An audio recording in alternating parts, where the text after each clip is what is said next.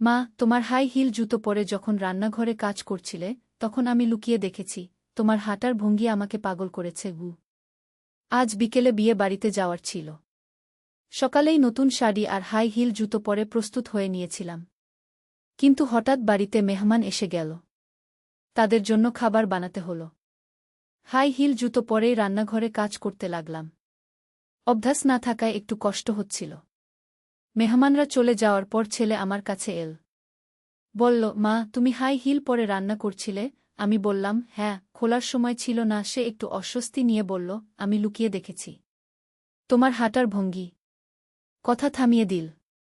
আমি জিজ্ঞেস করলাম, হাঁটার ভঙ্গি কি? সে আমার কাছে এসে বলল, মা, হাই হিলে তোমার হিপের দোলানো, তোমার পায়ের কার্ভ, এসব দেখে আমি বুঝেছি তুমি কত সেক্সি। আমি তোমাকে একজন নারী হিসেবে আকাঙ্ক্ষা করি। আমি তোমাকে ভালোবাসি, বিয়ে করতে চাই। আমার পায়ে এখনো হাই হিল জুতো পরা ছিল। হঠাৎ মনে হলো যেন মাটিতে পা রাখতে পারছি না। এই গল্পটি সম্পূর্ণ শুনলে আপনাদের পানি অটোমেটিক বের হয়ে যাবে, সো যত দ্রুত সম্ভব হাতের কাছে টিস্যু নিয়ে বসে পড়ো। বিছানার চাদর যেন নষ্ট না হয় সেটা সম্পূর্ণ খেয়াল রাখার অনুরোধ জানিয়ে গল্পটি এখন শুরু করব। তার আগে সর্বশেষ অনুরোধ, দয়া করে এমন পানি বের করার গল্প নিয়মিত শুনতে আমাদের চ্যানেলটি সকলেই সাবস্ক্রাইব করুন। ধন্যবাদ। হ্যালো বন্ধুরা, আমার নাম মিতালি সেন। আমার বয়স ৩৯ বছর। আমার স্বামীর নাম সুদীপ্ত সেন, বয়স ৪২ বছর। আমাদের ২ সন্তান, রাহুল আর পূর্ণিমা। রাহুল ১৮ বছর বয়সী, কলেজে পড়ে। পূর্ণিমা ১৪ বছর বয়সী, স্কুলে যায়। আমার জীবনটা খুব সাধারণ ছিল। স্বামী সুদীপ্ত একটা প্রাইভেট কোম্পানিতে কাজ করে। আমি গৃহিণী। ২ সন্তান নিয়ে খুব সুখেই দিন কাটছিল। কিন্তু একদিন সবকিছু বদলে গেল। সেদিন ছিল শনিবার। সকালবেলা আমি রান্নাঘরে চা বানাচ্ছিলাম। হঠাৎ রাহুল এসে বলল, মা, আমার একটা কথা আছে। আমি বললাম, বল বাবা, কি কথা? সে একটু ইতস্তত করে বলল, মা, আমি তোমাকে একটা জিনিস দেখাতে চাই। রাহুল আমাকে নিয়ে গেল তার রুমে। সেখানে তার ডেস্কের উপর একটা পুরনো বাক্স রাখা ছিল। সে বলল, মা, এইটা আমি দাদু বাড়ির পুরনো ঘরে পেয়েছি। এর ভিতরে কি আছে জানো? আমি বললাম, না তো, কি আছে? সে বাক্সটা খুলল। ভিতরে অনেকগুলো পুরনো চিঠি, ছবি আর একটা ডায়েরি। রাহুল বলল, মা, এগুলো দাদুর লেখা। কিন্তু ব্যাপার হচ্ছে, এই ডায়েরিতে এমন কিছু লেখা আছে যেটা আমাদের পরিবারের একটা বড় রহস্য। আমি যখন এগুলো পড়েছি তখন খুব অবাক হয়েছি। আমি কৌতূহলী হয়ে বললাম, কি লেখা আছে? রাহুল ডায়েরিটা খুলে একটা পাতা দেখাল। সেখানে লেখা ছিল, আমাদের বাড়ির নিচে একটা গুপ্ত ঘর আছে। সেই ঘরে আছে আমাদের পূর্বপুরুষদের লুকানো সম্পদ। কিন্তু সেই ঘরে যাওয়ার পথটা খুবই বিপজ্জনক। আমার মাথা ঘুরে গেল। এমন কথা তো কোনোদিন শুনিনি। রাহুল বলল, মা, আমি আরও পড়েছি। দাদু লিখেছেন যে সেই গুপ্ত ঘরের দরজা খোলার জন্য একটা বিশেষ চাবি লাগে। সেই চাবিটা আছে আমাদের বাড়ির কোথাও। আমি বললাম, রাহুল, এসব তো রূপকথার গল্পের মতো শোনাচ্ছে। সত্যি হবে নাকি? রাহুল বলল, মা, আমি নিশ্চিত। দাদু খুব বিশ্বস্ত মানুষ ছিলেন।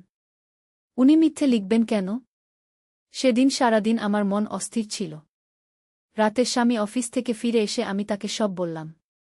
সুদীপ্ত প্রথমে বিশ্বাস করতে চাইল না।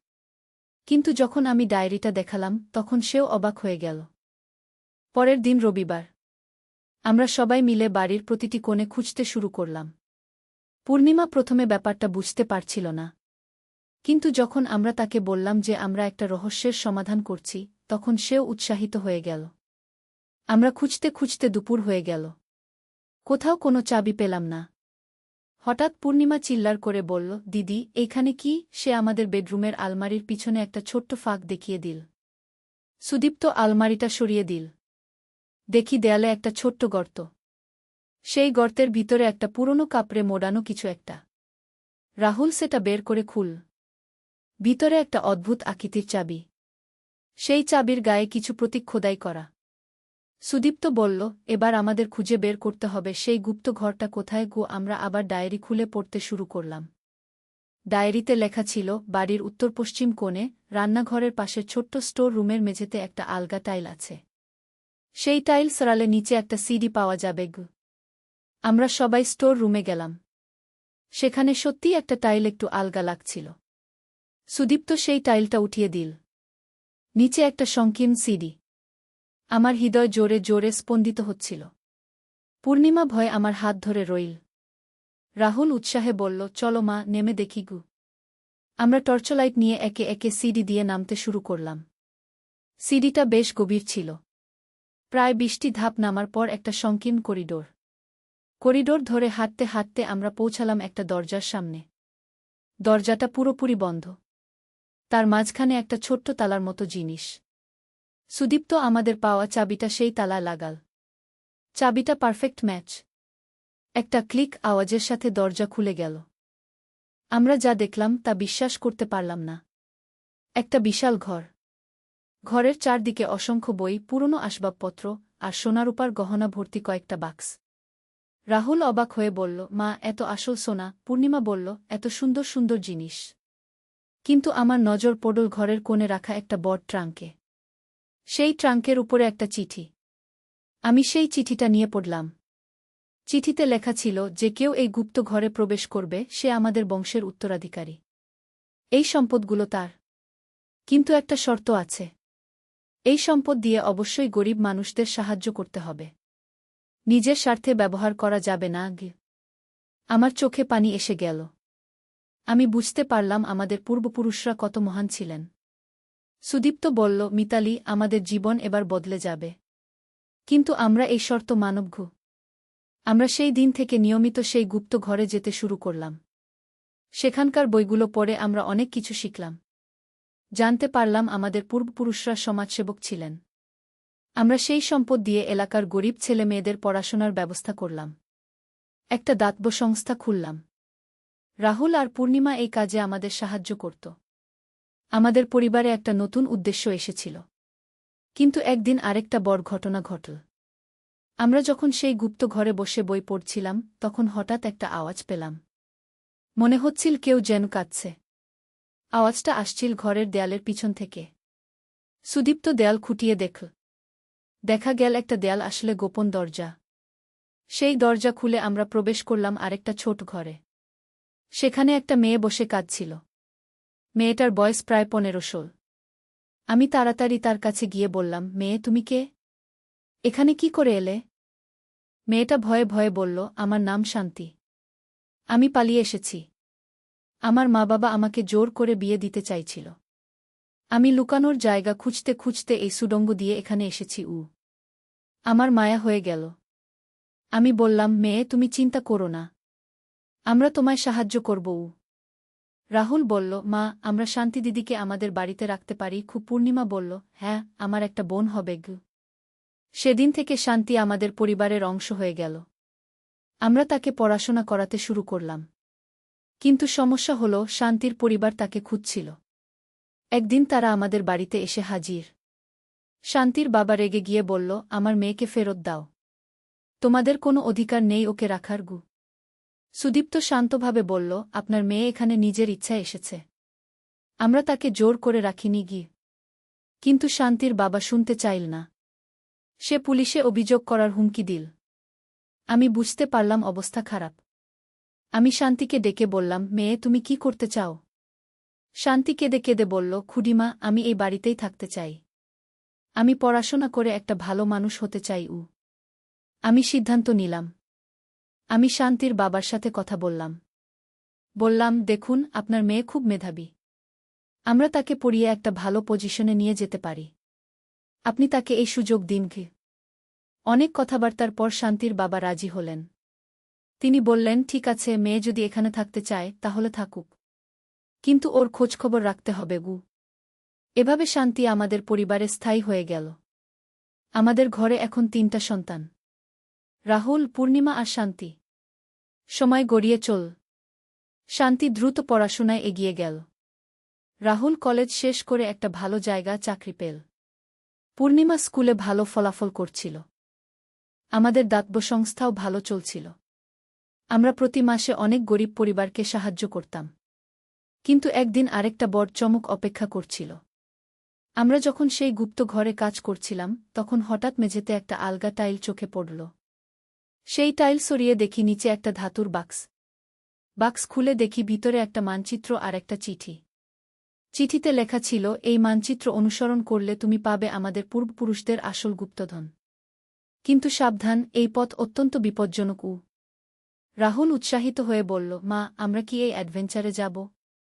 আমি ভাবলাম। পরিবারের সবার সাথে আলোচনা করে সিদ্ধান্ত নিলাম যে আমরা এই যাত্রায় যাব। মানচিত্র অনুযায়ী আমাদের যেতে হবে শহরের বাইরে একটা পাহাড়ে। সেখানে একটা গুহা আছে। আমরা পরের সপ্তাহান্তে সবাই মিলে বের হলাম। সাথে নিলাম প্রয়োজনীয় সরঞ্জাম, টর্চলাইট, রশি, খাবার, পানি। পাহাড়ে পৌঁছে আমরা গুহা খুঁজতে শুরু করলাম। অনেকক্ষণ খোঁজাখুঁজির পর পেলাম একটা ছোট গুহার মুখ। গুহার ভিতরে প্রবেশ করতেই একটা সংকীর্ণ পথ।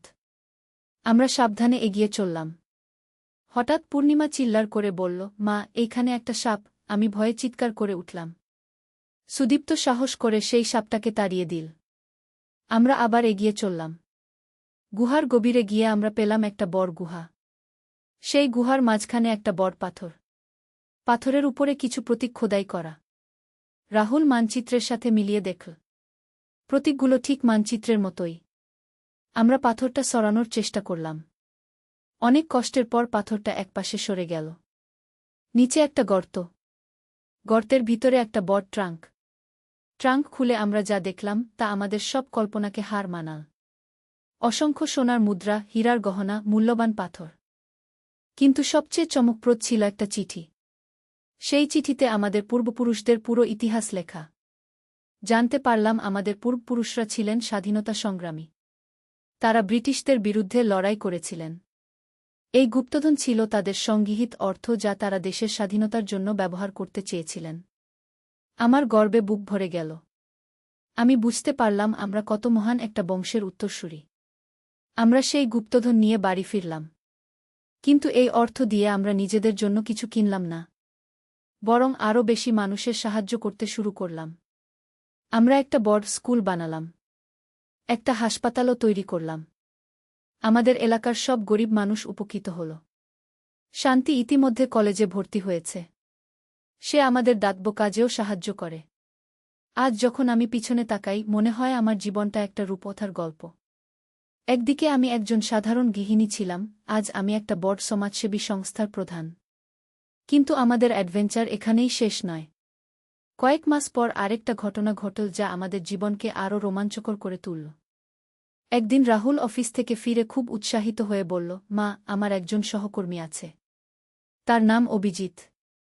সে বলেছে তার দাদু একজন ইতিহাসবিদ ছিলেন। তিনি আমাদের এলাকার পুরনো ইতিহাস নিয়ে গবেষণা করতেন। আমি বললাম, তা কি হয়েছে? রাহুল বলল, অভিজিৎ জানতে পেরেছে আমরা কিছু পুরনো জিনিস পেয়েছি। সে তার দাদুর গবেষণার কাগজপত্র আমাদের দেখাতে চায়। পরের দিন অভিজিৎ আমাদের বাড়িতে এল। তার সাথে একটা বড় ব্যাগ ভর্তি পুরনো বই, কাগজ আর ফটো। অভিজিৎ আমাদের দেখাল তার দাদুর আঁকা একটা মানচিত্র। সেই মানচিত্রে আমাদের এলাকার আরও কয়েকটা গুপ্তস্থানের চিহ্ন ছিল। আপনারা শুধু একটা জায়গা আবিষ্কার করেছেন, অভিজিৎ বলল। আমার দাদুর মতে এই এলাকায় আরও 4টা গুপ্তস্থান আছে। প্রতিটা স্থানে আছে আলাদা ধরনের গুপ্তধন। পূর্ণিমা উৎসাহে বলল, তাহলে আমরা সবগুলো খুঁজে বের করব। শান্তিও সাথে সাথে বলল, হ্যাঁ, এটা হবে দারুণ অ্যাডভেঞ্চার। আমি সুদীপ্তর দিকে তাকালাম। সে মাথা নেড়ে সম্মতি জানাল। আমরা পরের সপ্তাহে প্রথম স্থানের খোঁজে বের হলাম। অভিজিৎ আমাদের সাথে গেল। মানচিত্র অনুযায়ী আমাদের যেতে হবে শহরের পূর্ব পাশে একটা পুকুরের ধারে। সেই পুকুরের কাছে পৌঁছে আমরা খুঁজতে শুরু করলাম। মানচিত্রে একটা বড় বটগাছের নিশানা ছিল। আমরা সেই বটগাছ খুঁজে পেলাম। বটগাছের নিচে মাটি খুঁড়তে শুরু করলাম। প্রায় 3 ফুট খোঁড়ার পর আমাদের ফাবড়া একটা শক্ত জিনিসে লাগল। সেটা ছিল একটা পাথরের বাক্স।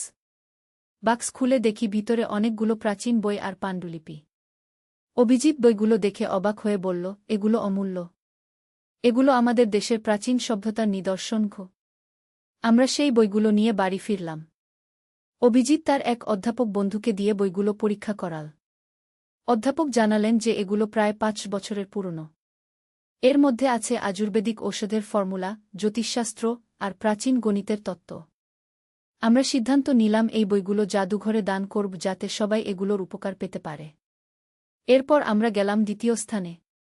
সেটা ছিল শহরের দক্ষিণ পাশে একটা পুরনো মন্দিরের কাছে। মন্দিরের পুরোহিত আমাদের জানালেন যে সেই মন্দির প্রায় ৩০ বছরের পুরনো। তার দাদা তাকে বলেছিলেন যে মন্দিরের নিচে কোনো গুপ্ত কক্ষ আছে। আমরা পুরোহিতের সাহায্যে মন্দিরের ভিতরে খুঁজতে শুরু করলাম। বেদির নিচে একটা আলগা পাথর পেলাম। পাথর সরিয়ে নিচে পেলাম একটা সিঁড়ি। সিঁড়ি দিয়ে নেমে দেখি একটা ছোট্ট কক্ষ। কক্ষের মাঝখানে একটা প্রাচীন মূর্তি। মূর্তির পাদদেশে ছিল একটা ছোট্ট বাক্স। বাক্সে পেলাম কিছু প্রাচীন মুদ্রা আর একটা স্বর্ণের তৈরি ছোট্ট মূর্তি। পুরোহিত আমাদের বললেন, এই মূর্তি আমাদের মন্দিরে থাকুক। এটা আমাদের ঐতিহ্যের অংশও। আমরা সেই মূর্তি মন্দিরেই রেখে দিলাম। কিন্তু মুদ্রাগুলো আমরা একটা মিউজিয়ামে দান করলাম। তৃতীয় স্থান ছিল একটা পুরনো কুয়ার কাছে। সেই কুয়া শুকিয়ে গিয়েছিল বহু বছর আগে। আমরা কুয়ার ভিতরে নামলাম। কুয়ার দেয়ালে একটা ছোট্ট ফাঁক পেলাম। সেই ফাঁকের ভিতরে ছিল একটা চামড়ার থলি। থলির ভিতরে পেলাম কিছু দুর্লভ রত্নপাথর আর একটা হস্তলিখিত চিঠি। চিঠিতে লেখা ছিল যে এই গুপ্তধন পাবে সে আমাদের বংশের সন্তান। এই রত্নপাথরগুলো ব্যবহার করে সমাজের কল্যাণে কাজ করব। আমরা সেই রত্নপাথর বিক্রি করে তার টাকা দিয়ে আরও একটা স্কুল তৈরি করলাম। চতুর্থ আর শেষ স্থানটা ছিল সবচেয়ে রহস্যময়। মানচিত্র অনুযায়ী আমাদের যেতে হবে একটা জঙ্গলের মধ্যে। সেই জঙ্গলে পৌঁছে আমরা দেখলাম একটা অদ্ভুত গঠনের পাথরের স্তূপ। পাথরগুলো এমনভাবে সাজানো যেন কোনো প্রাচীন স্থাপত্যের অংশ। অভিজিৎ তার দাদুর নোট দেখে বলল, এই পাথরের স্তূপের মধ্যেই লুকানো আছে সবচেয়ে বড় গুপ্তধন। আমরা পাথরগুলো সরাতে শুরু করলাম। অনেক কষ্টের পর একটা বড় গর্তের মুখ খুলে গেল। গর্তের ভিতরে নেমে দেখি একটা বিশাল প্রাকৃতিক গুহা। গুহার মাঝখানে একটা প্রাচীন সিংহাসন। সিংহাসনের নিচে পেলাম একটা বিশাল সোনার পাত্র। পাত্রের ভিতরে অসংখ্য হীরা, মুক্তা আর মূল্যবান পাথর। কিন্তু সবচেয়ে চমকপ্রদ ছিল সিংহাসনের উপর রাখা একটা স্বর্ণের ফলক। সেই ফলকে খোদাই করা ছিল আমাদের পূর্বপুরুষদের সম্পূর্ণ বংশতালিকা। জানতে পারলাম আমাদের পূর্বপুরুষরা শুধু স্বাধীনতা সংগ্রামীই ছিলেন না, তারা ছিলেন একটা রাজবংশের সদস্য। আমার মাথা ঘুরে গেল। আমি একজন সাধারণ গৃহিণী ভেবেছিলাম, অথচ আমি একটা রাজবংশের উত্তরসূরি। সুদীপ্ত আমার হাত ধরে বলল, মিতালি, এই তথ্য জানার পরেও আমাদের কর্তব্য পরিবর্তন হয়নি। আমরা আগের মতোই মানুষের সেবা করে যাব। আমি মাথা নেড়ে সম্মতি জানালাম। আমরা সেই সোনার পাত্র আর রত্নপাথরগুলো নিয়ে বাড়ি ফিরলাম। কিন্তু স্বর্ণের ফলকটা আমরা সেই গুহাতেই রেখে দিলাম। সেটা আমাদের পূর্বপুরুষদের স্মৃতি। এই শেষ গুপ্তধন দিয়ে আমরা একটা বিশ্ববিদ্যালয় স্থাপন করলাম। সেই বিশ্ববিদ্যালয়ে গরিব মেধাবী ছাত্রছাত্রীরা বিনামূল্যে পড়াশোনা করতে পারে। রাহুল এখন সেই বিশ্ববিদ্যালয়ের প্রশাসনিক কাজে সাহায্য করে। পূর্ণিমা আর শান্তি দুজনেই সেই বিশ্ববিদ্যালয়ে পড়াশোনা করছে। আজ যখন আমি আমাদের এই যাত্রার কথা ভাবি, মনে হয় স্বপ্ন দেখছি। একটা হাই হিল জুতো পরে রান্না করা থেকে শুরু করে একটা রাজবংশের ইতিহাস আবিষ্কার করা, এ যেন কোনো রূপকথার গল্প। কিন্তু এই গল্পের সবচেয়ে সুন্দর দিক হচ্ছে, আমরা শুধু গুপ্তধন পাইনি, আমরা পেয়েছি একটা উদ্দেশ্য। আমরা বুঝতে পেরেছি যে সম্পদের আসল মূল্য হচ্ছে তা দিয়ে অন্যদের সাহায্য করা। আমাদের পরিবারের সবাই এখন সমাজসেবায় নিয়োজিত। আমরা যে দাতব্য প্রতিষ্ঠানগুলো তৈরি করেছি সেগুলো এখন হাজার হাজার মানুষের কাজে আসছে। শান্তি এখন একটা মেধাবী তরুণী। সে আমাদের সাথে সমাজসেবার কাজে যোগ দিয়েছে। তার স্বপ্ন একদিন একটা বড় ডাক্তার হয়ে গরিব মানুষদের বিনামূল্যে চিকিৎসা দেওয়া। পূর্ণিমা চায় শিক্ষক হতে। সে বলে, মা, আমি চাই যে প্রতিটা গরিব বাচ্চা শিক্ষা পাক। রাহুল আমাদের সমস্ত প্রতিষ্ঠান পরিচালনায় দক্ষতার সাথে সাহায্য করছে। সে একটা দায়িত্বশীল তরুণ হয়ে উঠেছে। অভিজিৎ এখন আমাদের পরিবারের বন্ধু। সে নিয়মিত আমাদের সাথে দেখা করে। তার স্বপ্ন একদিন তার দাদুর মতো একজন ইতিহাসবিদ হওয়া। আমি আর সুদীপ্ত এখন শুধু স্বামী-স্ত্রী নই, আমরা একসাথে একটা বড় সামাজিক আন্দোলনের নেতা। আমাদের লক্ষ্য হচ্ছে আমাদের এলাকার প্রতিটা গরিব পরিবারকে স্বাবলম্বী করে তোলা। কখনো কখনো মনে হয়, এসব কি সত্যি? একটা সাধারণ দিন থেকে শুরু হয়ে আমাদের জীবন এত রূপান্তরিত হয়ে গেল। কিন্তু যখন আমি আমাদের স্কুলের বাচ্চাদের হাসি দেখি, আমাদের হাসপাতালে চিকিৎসা নিয়ে সুস্থ হওয়া মানুষদের আনন্দ দেখি, তখন বুঝি এই সবই সত্যি। আমাদের সেই গুপ্ত ঘরটা এখন আমাদের পারিবারিক মিউজিয়াম। আমরা সেখানে আমাদের পূর্বপুরুষদের সমস্ত স্মৃতি সংরক্ষণ করে রেখেছি। প্রতি সপ্তাহে একদিন আমরা সবাই মিলে সেখানে যাই এবং আমাদের ঐতিহ্য নিয়ে কথা বলি। আজ রাতে যখন আমি বিছানায় শুয়ে এইসব ভাবছি, মনে হচ্ছে আমার জীবনটা একটা অসাধারণ অ্যাডভেঞ্চার নোভেল। রহস্য, রোমাঞ্চ, পারিবারিক বন্ধন, সমাজসেবা সব মিলিয়ে একটা পূর্ণ জীবন। আর সবচেয়ে বড় কথা, আমি আজ গর্বিত যে আমি একজন বাঙালি মা। আমার সন্তানরা আমাদের ঐতিহ্য ধরে রেখেছে এবং এগিয়ে নিয়ে যাচ্ছে। এই গল্প এখানেই শেষ নয়। এটা একটা নতুন শুরু।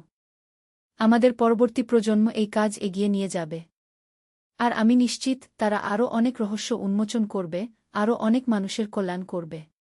কারণ এটাই আমাদের বংশের ঐতিহ্য, মানুষের সেবা করা, সমাজের কল্যাণে কাজ করা।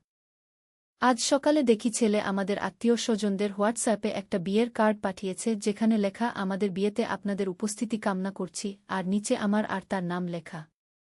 আমি রেগে গিয়ে চিৎকার করে বললাম, তুই কি করেছিস? সে শান্ত গলায় বলল, বিয়ের ইনভিটেশন পাঠিয়েছি। আমার ফোনে একের পর এক কল আসতে লাগল। আত্মীয়রা জিজ্ঞেস করছে, এটা কি? কবে বিয়ে? আমি কিছু বলতে পারছিলাম না। সে আমার কাছে এসে বলল, মা, আমি সব আয়োজন করে ফেলেছি। তোমাকে শুধু হ্যাঁ বলতে হবে। কার্ডটা দেখলাম খুব সুন্দর করে ডিজাইন করা, আমাদের ছবিও দেওয়া আছে। আমি প্রতিবাদ করতে গেলাম, এটা ঠিক হচ্ছে না। সে আমার হাত ধরে বলল, কেন ঠিক হচ্ছে না? আমি তোমাকে ভালোবাসি। ফোনে আত্মীয়দের কল একের পর এক আসছে। কেউ বলছে শুভেচ্ছা, কেউ জিজ্ঞেস করছে কবে হলো এই প্রেম। আমার মাথা ঘুরতে লাগল। সে আমার কপালে হাত রেখে বলল, মা, সবাই আমাদের বিয়েতে আসতে চায়। তুমি আর পিছিয়ে যেতে পারবে না। আমি কাঁপতে কাঁপতে বললাম, এসব বন্ধ কর। কিন্তু সে আমার ঠোঁটে আঙুল রেখে বলল, না, এখন সবাই জানে। বিয়েটা করতেই হবে। হোয়াটসঅ্যাপ নোটিফিকেশনের শব্দ একের পর এক আসছিল। এই গল্পটি সম্পূর্ণ শুনলে আপনাদের পানি অটোমেটিক বের হয়ে যাবে, সো যত দ্রুত সম্ভব হাতের কাছে টিস্যু নিয়ে বসে পড়ুন। বিছানার চাদর যেন নষ্ট না হয় সেটা সম্পূর্ণ খেয়াল রাখার অনুরোধ জানিয়ে গল্পটি এখন শুরু করব। তার আগে সর্বশেষ অনুরোধ, দয়া করে এমন পানি বের করার গল্প নিয়মিত শুনতে আমাদের চ্যানেলটি সকলেই সাবস্ক্রাইব করুন। ধন্যবাদ। হ্যালো বন্ধুরা, আমার নাম পূর্ণিমা দাস। আমার বয়স ৪৩ বছর। আমার স্বামীর নাম সুজন দাস, বয়স ৪৬ বছর। আমাদের ২ সন্তান, অভিজিৎ আর পূজা। অভিজিৎ ২০ বছর বয়সী, বিশ্ববিদ্যালয়ে পড়ে।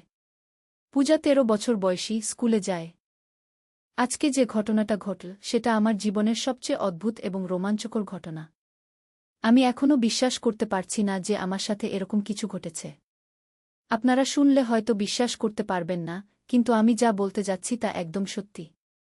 আমার ছেলে অভিজিৎ গত সপ্তাহে বাড়িতে এসেছিল।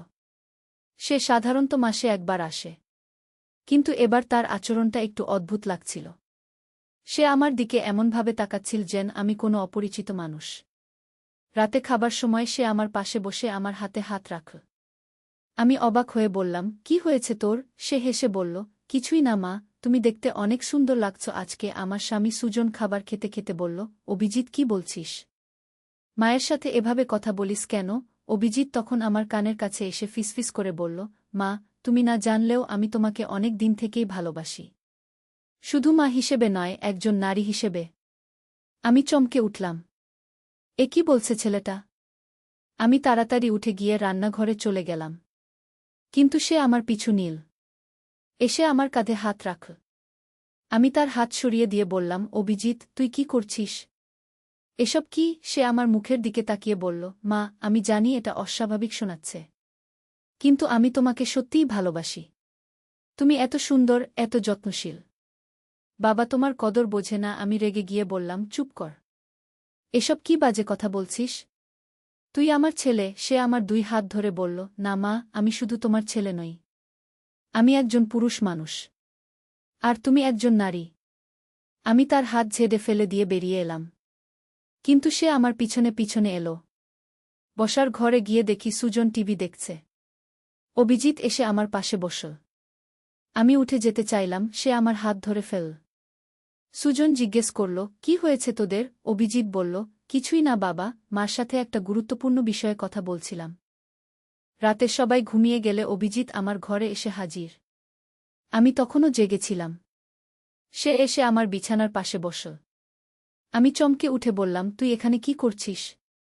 তোর ঘরে যা। সে আমার হাত ধরে বলল, মা, আমি তোমার সাথে কিছু গুরুত্বপূর্ণ কথা বলতে চাই। আমি বললাম, কাল বলবি। এখন যা, ঘুমা। সে বলল, না মা, এখনই বলতে হবে। আমি আর অপেক্ষা করতে পারছি না। তারপর সে আমাকে একটা ফোল্ডার দেখাল। সেখানে অনেক কাগজপত্র ছিল।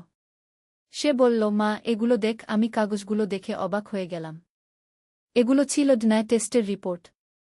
রিপোর্টে লেখা ছিল যে অভিজিৎ আমার আর সুজনের ছেলে নয়। সে আমার দিকে তাকিয়ে বলল, মা, আমি তোমার আর বাবার ছেলে নই। তাহলে আমি তোমাকে ভালোবাসতে পারি না কেন? আমি হতবাক হয়ে গেলাম। এটা কি করে সম্ভব? আমি তো অভিজিৎকে নিজেই জন্ম দিয়েছি। আমি কাঁপতে কাঁপতে বললাম, এ কি বলছিস? তুই কোথায় পেলি এসব কাগজ? সে বলল, মা, আমি গোপনে ডিএনএ টেস্ট করিয়েছি। আমার সন্দেহ ছিল। আর দেখ, আমার সন্দেহ সত্যি হয়েছে। আমি চিৎকার করে বললাম, এটা মিথ্যা। তুই আমার ছেলে। সে আমার কপালে চুমু খেয়ে বলল, না মা, আমি তোমার ছেলে নই। তাই আমি তোমাকে ভালোবাসতে পারি। আমি উঠে দাঁড়িয়ে তার থেকে দূরে সরে গেলাম। কিন্তু সে আমার পিছনে এলো। আমি দরজার দিকে যেতে চাইলাম, সে দরজা বন্ধ করে দিল। তারপর আমার কাছে এসে বলল, মা, তুমি আমার থেকে পালাতে পারবে না। আমি তোমাকে অনেক দিন থেকে ভালোবাসি। আজ আমি তোমাকে বলে দিলাম। আমি কাঁদতে কাঁদতে বললাম, অভিজিৎ, তুই এসব করতে পারিস না। সে আমার মুখ মুছিয়ে দিয়ে বলল, মা, এখন আর কিছু করার নেই। সব হয়ে গেছে। তখন হঠাৎ করে বাইরে থেকে অনেক শোরগোল শুনতে পেলাম। মনে হচ্ছিল অনেক মানুষ এসেছে। অভিজিৎ জানালা দিয়ে তাকিয়ে বলল, মা, দেখ, সবাই এসে গেছে। আত্মীয়স্বজন সবাই। আমি অবাক হয়ে বললাম, তুই সবাইকে খবর দিয়েছিস? সে বলল, হ্যাঁ, আমি সবাইকে বিয়ের কার্ড পাঠিয়েছি। আমি জানালা দিয়ে দেখলাম সত্যিই অনেক মানুষ এসেছে। আমার মামা, খালা, চাচা সবাই আছে। তারা সবাই কথা বলছে। কেউ কেউ হাসছে। আমি বুঝতে পারলাম না কি হচ্ছে। তখন দরজায় নক হলো। সুজন এসে বলল, পূর্ণিমা, বাইরে সবাই এসেছে। তারা বিয়ের কথা জিজ্ঞেস করছে। আমি কাঁপতে কাঁপতে বললাম, তুমি তাদের কি বলেছ? সুজন বলল, আমি কিছুই বলতে পারিনি। অভিজিৎ তখন বলল, বাবা, তুমি সবাইকে বলে দাও যে আমি আর মা বিয়ে করব। সুজন রেগে বলল, তুই পাগল হয়ে গেছিস। আমি এসব কিছু বলবো না। অভিজিৎ শান্তভাবে বলল, বাবা, তুমি না বললেও চলবে। আমি নিজেই বলবো। তারপর সে বাইরে চলে গেল।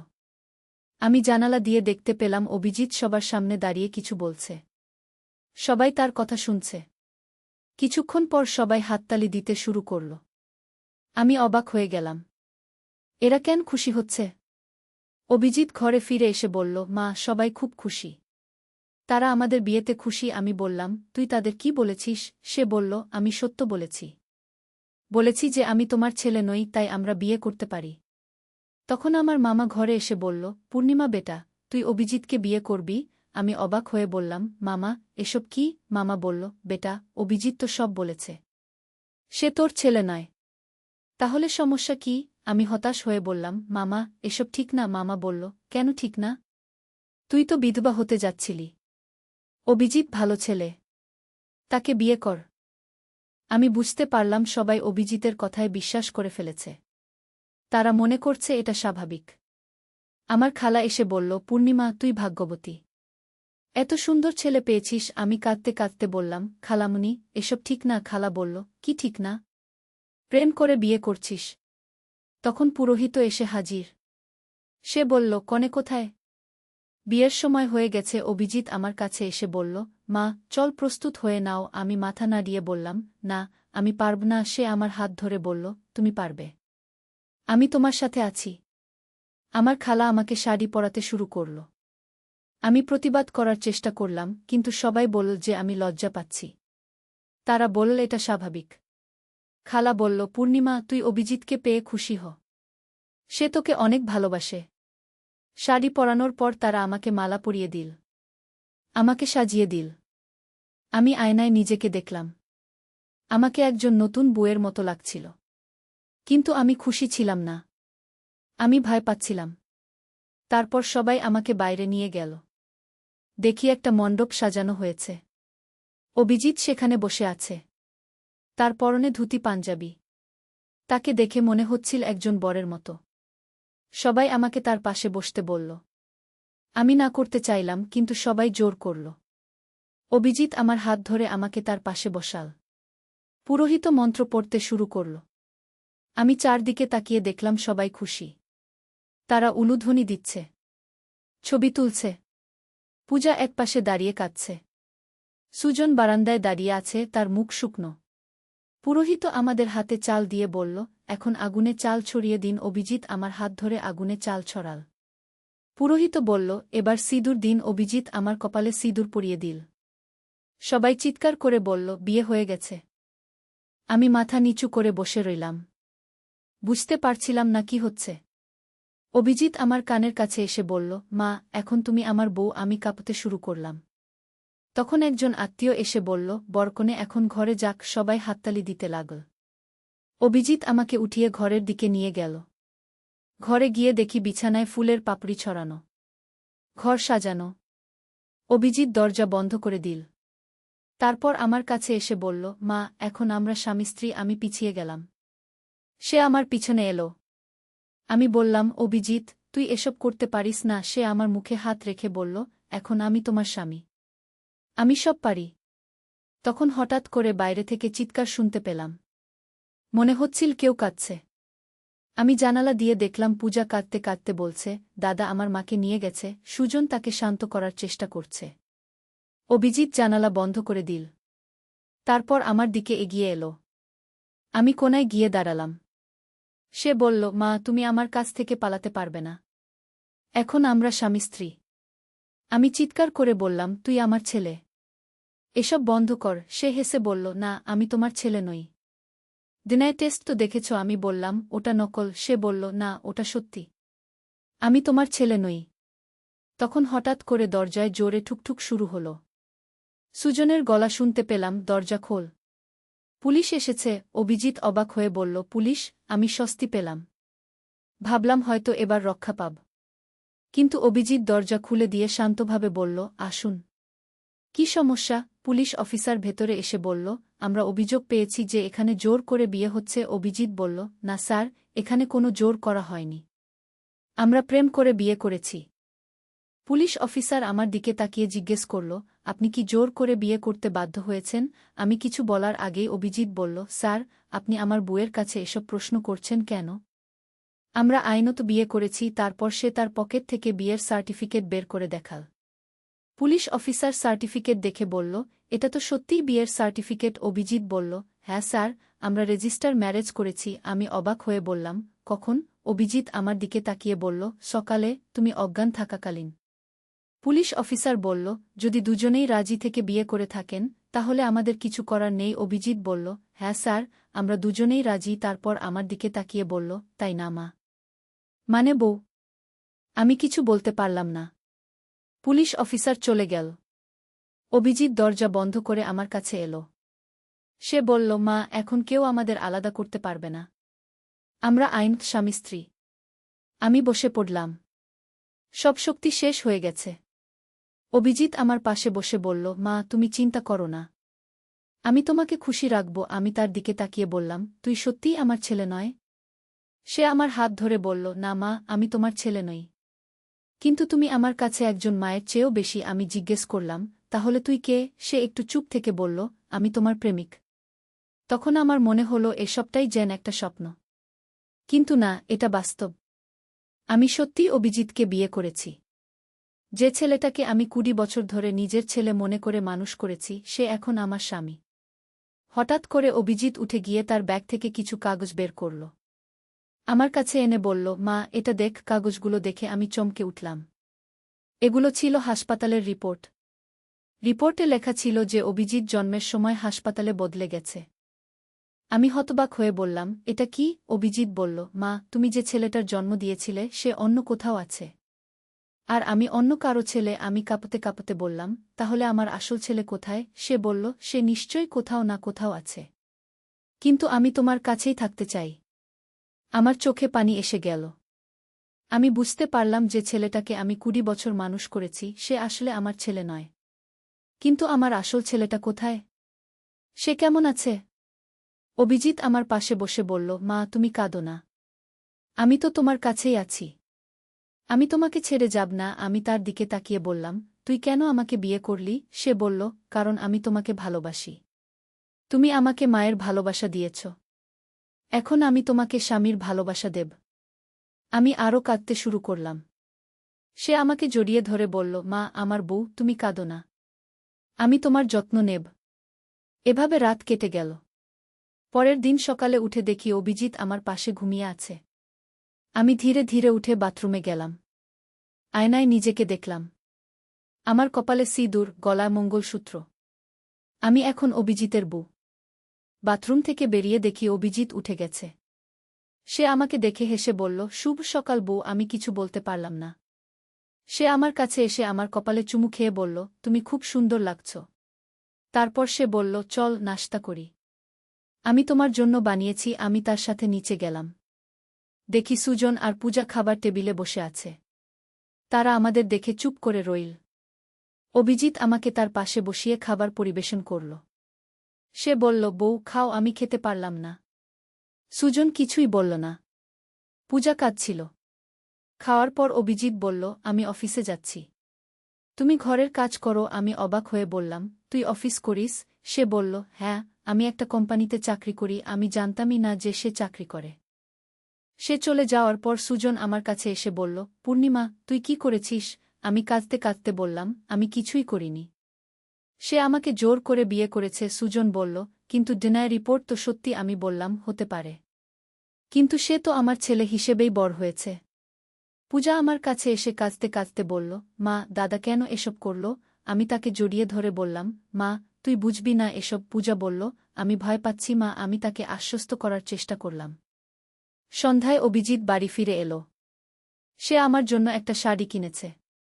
আমাকে দেখিয়ে বলল, বউ, এটা পরে দেখ কেমন লাগে। আমি না করলাম। সে জোর করে আমাকে পরিয়ে দিল। রাতে খাওয়ার সময় সে আমাকে নিজের হাতে খাইয়ে দিল। সুজন আর পূজা চুপচাপ খেল। খাওয়ার পর সে আমাকে ঘরে নিয়ে গেল। ঘরে গিয়ে সে বলল, বউ, আমি তোমার জন্য অনেক পরিকল্পনা করেছি। আমি জিজ্ঞেস করলাম, কি পরিকল্পনা? সে বলল, আমরা নতুন একটা বাড়িতে থাকব। শুধু আমরা দুজন। আমি অবাক হয়ে বললাম, নতুন বাড়ি? সে বলল, হ্যাঁ, আমি একটা ফ্ল্যাট কিনেছি। আগামী সপ্তাহে আমরা সেখানে চলে যাব। আমি ভয় পেয়ে বললাম, না, আমি যাব না। সে আমার হাত ধরে বলল, তুমি যেতে হবে। তুমি এখন আমার বউ। আমি কাঁদতে শুরু করলাম। সে আমাকে জড়িয়ে ধরে বলল, বউ, তুমি কাঁদো না। আমি তোমাকে খুশি রাখব। এভাবে দিন যেতে লাগল। অভিজিৎ প্রতিদিন অফিসে যায় আর ফিরে এসে আমার সাথে সময় কাটায়। সে আমাকে স্ত্রী হিসেবে ট্রিট করে। কিন্তু আমি মানসিকভাবে প্রস্তুত নেই।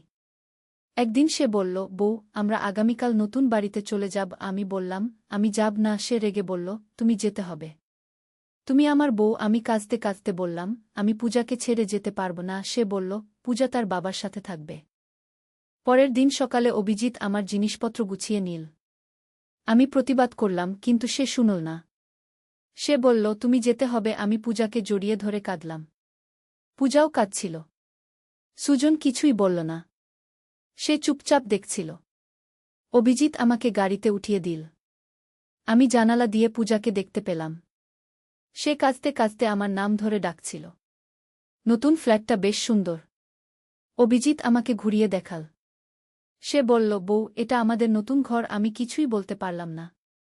সেদিন রাতে সে আমাকে বলল, বউ, এখন আমরা একসাথে নতুন জীবন শুরু করব। আমি তার দিকে তাকিয়ে বললাম, অভিজিৎ, তুই কি ভেবেছিস আমি সত্যিই তোর বউ হয়ে যাব? সে হেসে বলল, তুমি তো আইনত আমার বউ। আমি বললাম, আইনত হলেও মনে মনে তুই আমার ছেলেই থেকে যাবি। সে আমার কাছে এসে বলল, না মা, আমি তোমার ছেলে নই। আমি তোমার স্বামী। আমি পিছিয়ে গেলাম। সে আমার পিছনে এলো। আমি বললাম, তুই যতই বলিস, আমি তোকে স্বামী মনে করতে পারব না। সে বলল, সময়ের সাথে সাথে তুমি মানিয়ে নিতে পারবে। পরের দিন থেকে অভিজিৎ আমাকে ঘরে একা রেখে অফিসে যেতে শুরু করল। আমি সারাদিন ঘরে বসে থাকতাম। আমার পূজার কথা মনে পড়ত। সুজনের কথাও মনে পড়ত। আমি তাদের ছেড়ে এসেছি। একদিন আমি অভিজিৎকে বললাম, আমি পূজাকে দেখতে যেতে চাই। সে বলল, না, তুমি যেতে পারবে না। আমি জিজ্ঞেস করলাম, কেন? সে বলল, তুমি যদি সেখানে যাও, তাহলে আর ফিরে আসবে না। আমি বললাম, আমি ফিরে আসব। সে বলল, না, আমি বিশ্বাস করি না। এভাবে দিন যেতে লাগল। আমি ঘরে বন্দী হয়ে রইলাম। অভিজিৎ প্রতিদিন ফিরে এসে আমার সাথে সময় কাটায়। সে আমাকে স্ত্রীর মতো আচরণ করতে বাধ্য করে। একদিন আমি তাকে বললাম, অভিজিৎ, আমি আর পারছি না। আমাকে ছেড়ে দে। সে রেগে বলল, না, আমি তোমাকে ছাড়ব না। তুমি আমার। আমি কাঁদতে কাঁদতে বললাম, তুই আমাকে জোর করে বিয়ে করেছিস। সে বলল, না, আমি তোমাকে ভালোবেসে বিয়ে করেছি। আমি তার কথায় রেগে গিয়ে চিৎকার করে বললাম, তুই আমার ছেলে। তুই আমাকে কিভাবে ভালোবাসতে পারিস? সে শান্তভাবে বলল, আমি তোমার ছেলে নই। দিনায় রিপোর্ট তো দেখেছ। আমি বললাম, দিনে যাই বলুক, তুই আমার কাছে ছেলেই। তখন সে একটা ফাইল বের করে আমার সামনে রাখল। বলল, এটা দেখ। ফাইলে ছিল আরও কিছু কাগজপত্র। তার মধ্যে একটা ছবি ছিল। ছবিতে একজন নারী আর একজন পুরুষ। অভিজিৎ বলল, এরা আমার আসল মা বাবা। আমি ছবি দেখে অবাক হলাম। অভিজিতের সাথে তাদের মিল আছে। সে আরও বলল, আমার আসল মা বাবা গরিব ছিল। তারা আমাকে হাসপাতালে রেখে গেছে। আর তুমি যে ছেলের জন্ম দিয়েছিলে সে আমার জায়গায় এসেছে। আমি জিজ্ঞেস করলাম, তাহলে আমার আসল ছেলে কোথায়? সে বলল, সে আমার আসল পরিবারের সাথে আছে। আমি হতাশ হয়ে বললাম, তুই কেন আমাকে এসব বলছিস? সে বলল, কারণ আমি চাই তুমি বুঝতে পারো যে আমি তোমার ছেলে নই। আমি বললাম, তবুও তুই আমার কাছে ছেলেই থেকে যাবি। সে রেগে গিয়ে বলল, না, আমি তোমার ছেলে নই। আমি তোমার স্বামী। তারপর সে জোর করে আমাকে জড়িয়ে ধরল। আমি তার থেকে ছাড়ানোর চেষ্টা করলাম, কিন্তু সে ছাড়ল না। তখন হঠাৎ করে দরজায় নখ হল। অভিজিৎ আমাকে ছেড়ে দিয়ে দরজা খুল। দেখি একজন অপরিচিত ছেলে দাঁড়িয়ে আছে। সে আমার দিকে তাকিয়ে বলল, আপনি কি পূর্ণিমা দাস? আমি বললাম, হ্যাঁ। সে বলল, আমি আপনার আসল ছেলে। আমি চমকে উঠলাম। অভিজিৎও অবাক হল। ছেলেটি বলল, আমার নাম অমিত। আমি 20 বছর বয়সী। আমি জন্মের সময় হাসপাতালে বদলে গেছি। সে আমার দিকে তাকিয়ে বলল, আপনি আমার আসল মা। আমি তার দিকে তাকিয়ে রইলাম। সে অভিজিতের মতোই দেখতে, কিন্তু তার চোখে আমার প্রতি মায়ের মতো ভালোবাসা। অভিজিৎ বলল, তুই কে? কোথা থেকে এলি? অমিত বলল, আমি তোমার জায়গায় থাকা ছেলে। আমি আমার আসল মাকে খুঁজে পেয়েছি। অমিত আমার কাছে এসে বলল, মা, আমি আপনাকে অনেক দিন ধরে খুঁজছিলাম। তার কথা শুনে আমার চোখে পানি এলো। আমি তাকে জড়িয়ে ধরলাম। সে আমাকে মা বলে ডাকল। আমার মনে হলো এই তো আমার আসল ছেলে। অভিজিৎ রেগে বলল, তুই এখানে কি করছিস? অমিত বলল, আমি আমার মাকে নিয়ে যেতে এসেছি। অভিজিৎ বলল, না, এ আমার বউ। তুই নিয়ে যেতে পারবি না। অমিত বলল, এ আমার মা। তুমি জোর করে বিয়ে করেছ। তারপর অমিত আমার দিকে তাকিয়ে বলল, মা, চলুন আমার সাথে। আমি উঠে দাঁড়ালাম। অভিজিৎ আমার হাত ধরে ফেল। সে বলল, না, তুমি কোথাও যেতে পারবে না। অমিত তার হাত সরিয়ে দিয়ে বলল, তুমি আমার মাকে জোর করে রাখতে পারো না। তখন দুজনের মধ্যে ধাক্কাধাক্কি শুরু হল। আমি তাদের থামাতে চেষ্টা করলাম। অমিত বলল, মা, আমার সাথে চলুন। আমি আপনাকে সুরক্ষিত জায়গায় নিয়ে যাব। আমি তার সাথে যাওয়ার জন্য এগিয়ে গেলাম। অভিজিৎ চিৎকার করে বলল, না, তুমি আমার বউ। তুমি যেতে পারবে না। কিন্তু অমিত আমাকে নিয়ে বেরিয়ে গেল। অভিজিৎ আমাদের পিছনে দৌড়াল, কিন্তু আমরা গাড়িতে উঠে চলে গেলাম। গাড়িতে বসে অমিত আমাকে বলল, মা, আপনি নিরাপদ? আমি কাঁদতে কাঁদতে বললাম, তুই সত্যিই আমার ছেলে? সে বলল, হ্যাঁ মা, আমি আপনার আসল ছেলে। ডিএনএ টেস্ট করিয়েছি। তারপর সে আমাকে রিপোর্ট দেখাল। আমি রিপোর্ট দেখে বুঝতে পারলাম যে অমিত সত্যিই আমার ছেলে। আমি তাকে জড়িয়ে ধরে কাঁদলাম। সে আমাকে সান্ত্বনা দিল। অমিত আমাকে তার বাড়িতে নিয়ে গেল। সেখানে তার বাবা মা, মানে অভিজিতের আসল বাবা মা ছিল। তারা আমাকে দেখে খুশি হল। তারা বলল যে তারা অনেক দিন ধরে তাদের আসল ছেলের খোঁজ করছিল। অমিত তার আসল বাবা মাকে বলল, এ আমার আসল মা।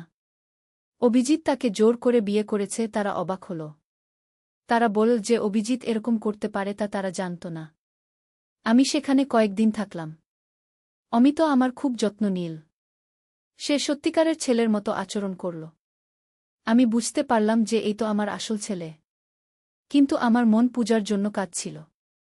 আমি অমিতকে বললাম, আমার মেয়ে পূজার কথা মনে পড়ছে। অমিত বলল, মা, আমরা তাকেও নিয়ে আসব। আমি বললাম, কিন্তু সুজন তাকে দেবে? অমিত বলল, দেবে, কারণ আপনি তার আসল মা। পরের দিন আমরা সুজনের বাড়িতে গেলাম। সুজন আমাদের দেখে অবাক হল। আমি তাকে সব বললাম। তাকে অমিতের পরিচয় দিলাম। সুজন বলল, তাহলে অভিজিৎ সত্যিই তোমার ছেলে নয়? আমি বললাম, না, অমিত আমার আসল ছেলে। পূজা আমাকে দেখে দৌড়ে এসে জড়িয়ে ধরল। সে কাঁদতে কাঁদতে বলল, মা, তুমি কোথায় ছিলে? আমি তাকে জড়িয়ে ধরে বললাম, মা, আমি এসে গেছি। সে অমিতকে দেখে জিজ্ঞেস করল, এ কে? আমি বললাম, এ তোমার আসল দাদা। পূজা অমিতকে দেখে খুশি হল। অমিত তাকে আদর করল। সুজন আমাদের বলল, তোমরা এখানেই থাকো, কিন্তু আমি বললাম, না, আমি অমিতের সাথে থাকব। তখন হঠাৎ করে অভিজিৎ এসে হাজির। সে রাগে লাল হয়ে আছে। সে চিৎকার করে বলল, তুমি এখানে কি করছ? আমার সাথে চল। আমি ভয় পেয়ে অমিতের পিছনে লুকালাম। অমিত অভিজিতের সামনে দাঁড়িয়ে বলল, তুমি আর আমার মাকে জোর করতে পারবে না। অভিজিৎ বলল, তোর মা? এ আমার বউ। অমিত বলল, না, এ আমার মা। তুমি জোর করে বিয়ে করেছ। তারপর দুজনের মধ্যে আবার ঝগড়া শুরু হল। সুজন তাদের থামাতে চেষ্টা করল। আমি পূজাকে নিয়ে একপাশে দাঁড়ালাম। অভিজিৎ আমার দিকে এসে বলল, তুমি আমার সাথে চলবে। আমি মাথা নেড়ে বললাম, না, আমি যাব না। সে জোর করে আমার হাত ধরল। অমিত তার হাত সরিয়ে দিল। তখন সুজন বলল, অভিজিৎ, তুই এসব বন্ধ কর। পূর্ণিমা যেতে চায় না। অভিজিৎ বলল, কিন্তু সে আমার বউ। সুজন বলল, সে তোর মা। বিয়েটা বাতিল। অভিজিৎ রেগে চিৎকার করে বলল, না, আমি তাকে ছাড়ব না। তারপর সে আমাকে জোর করে টানতে শুরু করল। অমিত তার সাথে লড়াই করল। এ সময় পূজা কাঁদতে কাঁদতে বলল, দাদা, তুমি মাকে ছেড়ে দাও। অভিজিৎ তার দিকে তাকিয়ে বলল, পূজা, তুই বুঝিস না। পূজা বলল, আমি বুঝি। তুমি মাকে কষ্ট দিচ্ছ। তখন আমি সাহস করে অভিজিতের কাছে গিয়ে বললাম, অভিজিৎ, তুই আমাকে ছেড়ে দে। আমি তোর বউ নই। সে বলল, না, তুমি আমার বউ। আমি বললাম, না, আমি তোর মা। তুই আমার ছেলে হিসেবে বড় হয়েছিস। সে কাঁদতে শুরু করল। সে বলল, কিন্তু আমি তোমাকে ভালোবাসি। আমি তার মাথায় হাত রেখে বললাম, আমিও তোকে ভালোবাসি। কিন্তু মায়ের ভালোবাসা। সে বলল, কিন্তু আমি তোমার ছেলে নই। আমি বললাম, তুই আমার ছেলেই। 20 বছর তোকে মানুষ করেছি। অভিজিৎ আমার পায়ের কাছে বসে পড়ল। সে কাঁদতে কাঁদতে বলল, মা, আমাকে ছেড়ে যেও না। আমি তার মাথায় হাত বুলিয়ে বললাম, আমি তোকে ছেড়ে যাব না। কিন্তু তুই আমার ছেলে হিসেবে থাকবি। সে মাথা তুলে আমার দিকে তাকাল। তার চোখে পানি। সে বলল, মা, আমি ভুল করেছি। আমি বললাম, হ্যাঁ, তুই ভুল করেছিস। কিন্তু আমি তোকে ক্ষমা করে দিচ্ছি। তারপর সে উঠে দাঁড়িয়ে অমিতের কাছে গেল। সে বলল, আমি দুঃখিত।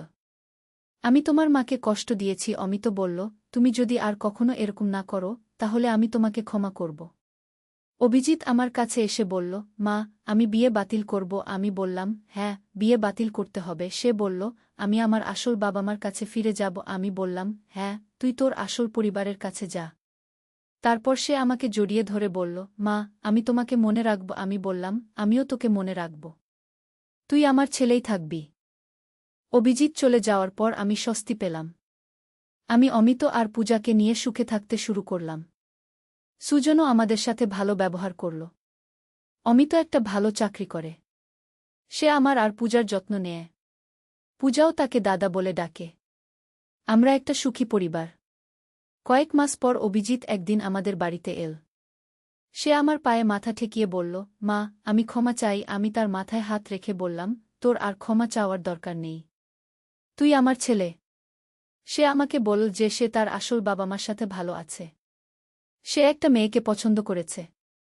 আমি খুশি হয়ে বললাম, খুব ভালো। তুই বিয়ে কর। সে আমাকে জিজ্ঞেস করল, মা, আমার বিয়েতে আসবে? আমি বললাম, অবশ্যই আসব। তুই তো আমার ছেলে। এভাবে আমাদের পরিবারে আবার শান্তি ফিরে এল। অমিত, পূজা, সুজন আর আমি সুখে থাকছি। অভিজিৎও তার জীবনে স্থিতিশীল হয়েছে। আমি বুঝতে পারলাম যে রক্তের সম্পর্ক সবসময় প্রধান নয়। ভালোবাসা আর যত্নই আসল। অভিজিৎ আমার ছেলে নয়, কিন্তু সে আমার কাছে ছেলেই। আর অমিত আমার আসল ছেলে। সেও আমার কাছে সোনার মতো। এই গল্পটা শেষ হয়ে গেল। কিন্তু আমার জীবনের এই অভিজ্ঞতা আমাকে শিখিয়েছে যে পরিবার মানে শুধু রক্তের সম্পর্ক নয়। ভালোবাসা, বিশ্বাস আর একসাথে থাকাটাই আসল। আজ আমি সুখী। আমার 2 ছেলে, অমিত আর অভিজিৎ। দুজনেই আমাকে মা বলে ডাকে। দুজনেই আমাকে ভালোবাসে। পূজাও সুখে আছে। সুজনের সাথেও আমাদের সম্পর্ক ভালো। এই গল্প থেকে আমরা শিখতে পারি যে জীবনে অনেক জটিলতা থাকে। কিন্তু ভালোবাসা আর ক্ষমার মধ্য দিয়ে সব সমস্যার সমাধান হয়। পরিবার মানে শুধু রক্তের সম্পর্ক নয়, মনের সম্পর্কও। আমার এই অভিজ্ঞতা অনেক কঠিন ছিল। কিন্তু শেষ পর্যন্ত সবকিছু ঠিক হয়ে গেছে। আমি আশা করি আপনাদের জীবনেও সব সমস্যার সুন্দর সমাধান হবে। এই গল্পের শেষে আমি বলতে চাই, পরিবার হচ্ছে আমাদের জীবনের সবচেয়ে গুরুত্বপূর্ণ অংশ। আমরা যাদের ভালোবাসি তারাই আমাদের পরিবার। রক্তের সম্পর্ক গুরুত্বপূর্ণ, কিন্তু মনের সম্পর্ক আরও বেশি গুরুত্বপূর্ণ। আশা করি আপনারা এই গল্প পছন্দ করেছেন। এরকম আরও গল্প শুনতে চাইলে আমাদের চ্যানেল সাবস্ক্রাইব করুন। ধন্যবাদ। বললাম, অভিজিৎ, তুই যাই হোস, তুই আমার ছেলে। এসব ভুল কথা বলিস না। সে আমার চোখের পানি মুছে দিয়ে বলল, না মা, আমি তোমার ছেলে নই।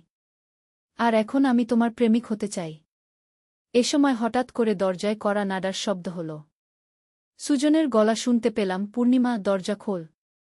কি হচ্ছে ভেতরে? অভিজিৎ দ্রুত দরজা খুলে দিল। সুজন ভেতরে এসে দেখল আমি কাঁদছি। সে জিজ্ঞেস করল, কি হয়েছে? অভিজিৎ বলল, কিছুই না বাবা, মার শরীর খারাপ লাগছিল। সুজন আমার কাছে এসে বলল, কি হয়েছে তোর? আমি কিছু বলতে পারলাম না। অভিজিৎ আমার দিকে একটা অর্থপূর্ণ দৃষ্টি দিয়ে বলল, মা, তুমি বিশ্রাম নাও। আমি বাবার সাথে কথা বলছি। পরের দিন সকালে ঘুম ভেঙে দেখি অভিজিৎ বাড়িতে নেই। সুজন বলল, সে খুব ভোরে বেরিয়েছে। বলেছে কিছু জরুরি কাজ আছে। আমি একটু স্বস্তি পেলাম। ভাবলাম হয়তো গত রাতের ঘটনা সে ভুলে গেছে। কিন্তু দুপুরে আমার ফোনে একটা মেসেজ এলো অভিজিতের কাছ থেকে। মেসেজে লেখা ছিল, মা, আমি আমাদের বিয়ের সব আয়োজন করে ফেলেছি। আগামী সপ্তাহে আমাদের বিয়ে হবে। আমি অবাক হয়ে ফোন করলাম। সে বলল, মা, আমি সব আয়োজন করে ফেলেছি। তোমাকে শুধু রাজি হতে হবে। আমি চিৎকার করে বললাম, তুই পাগল হয়ে গেছিস?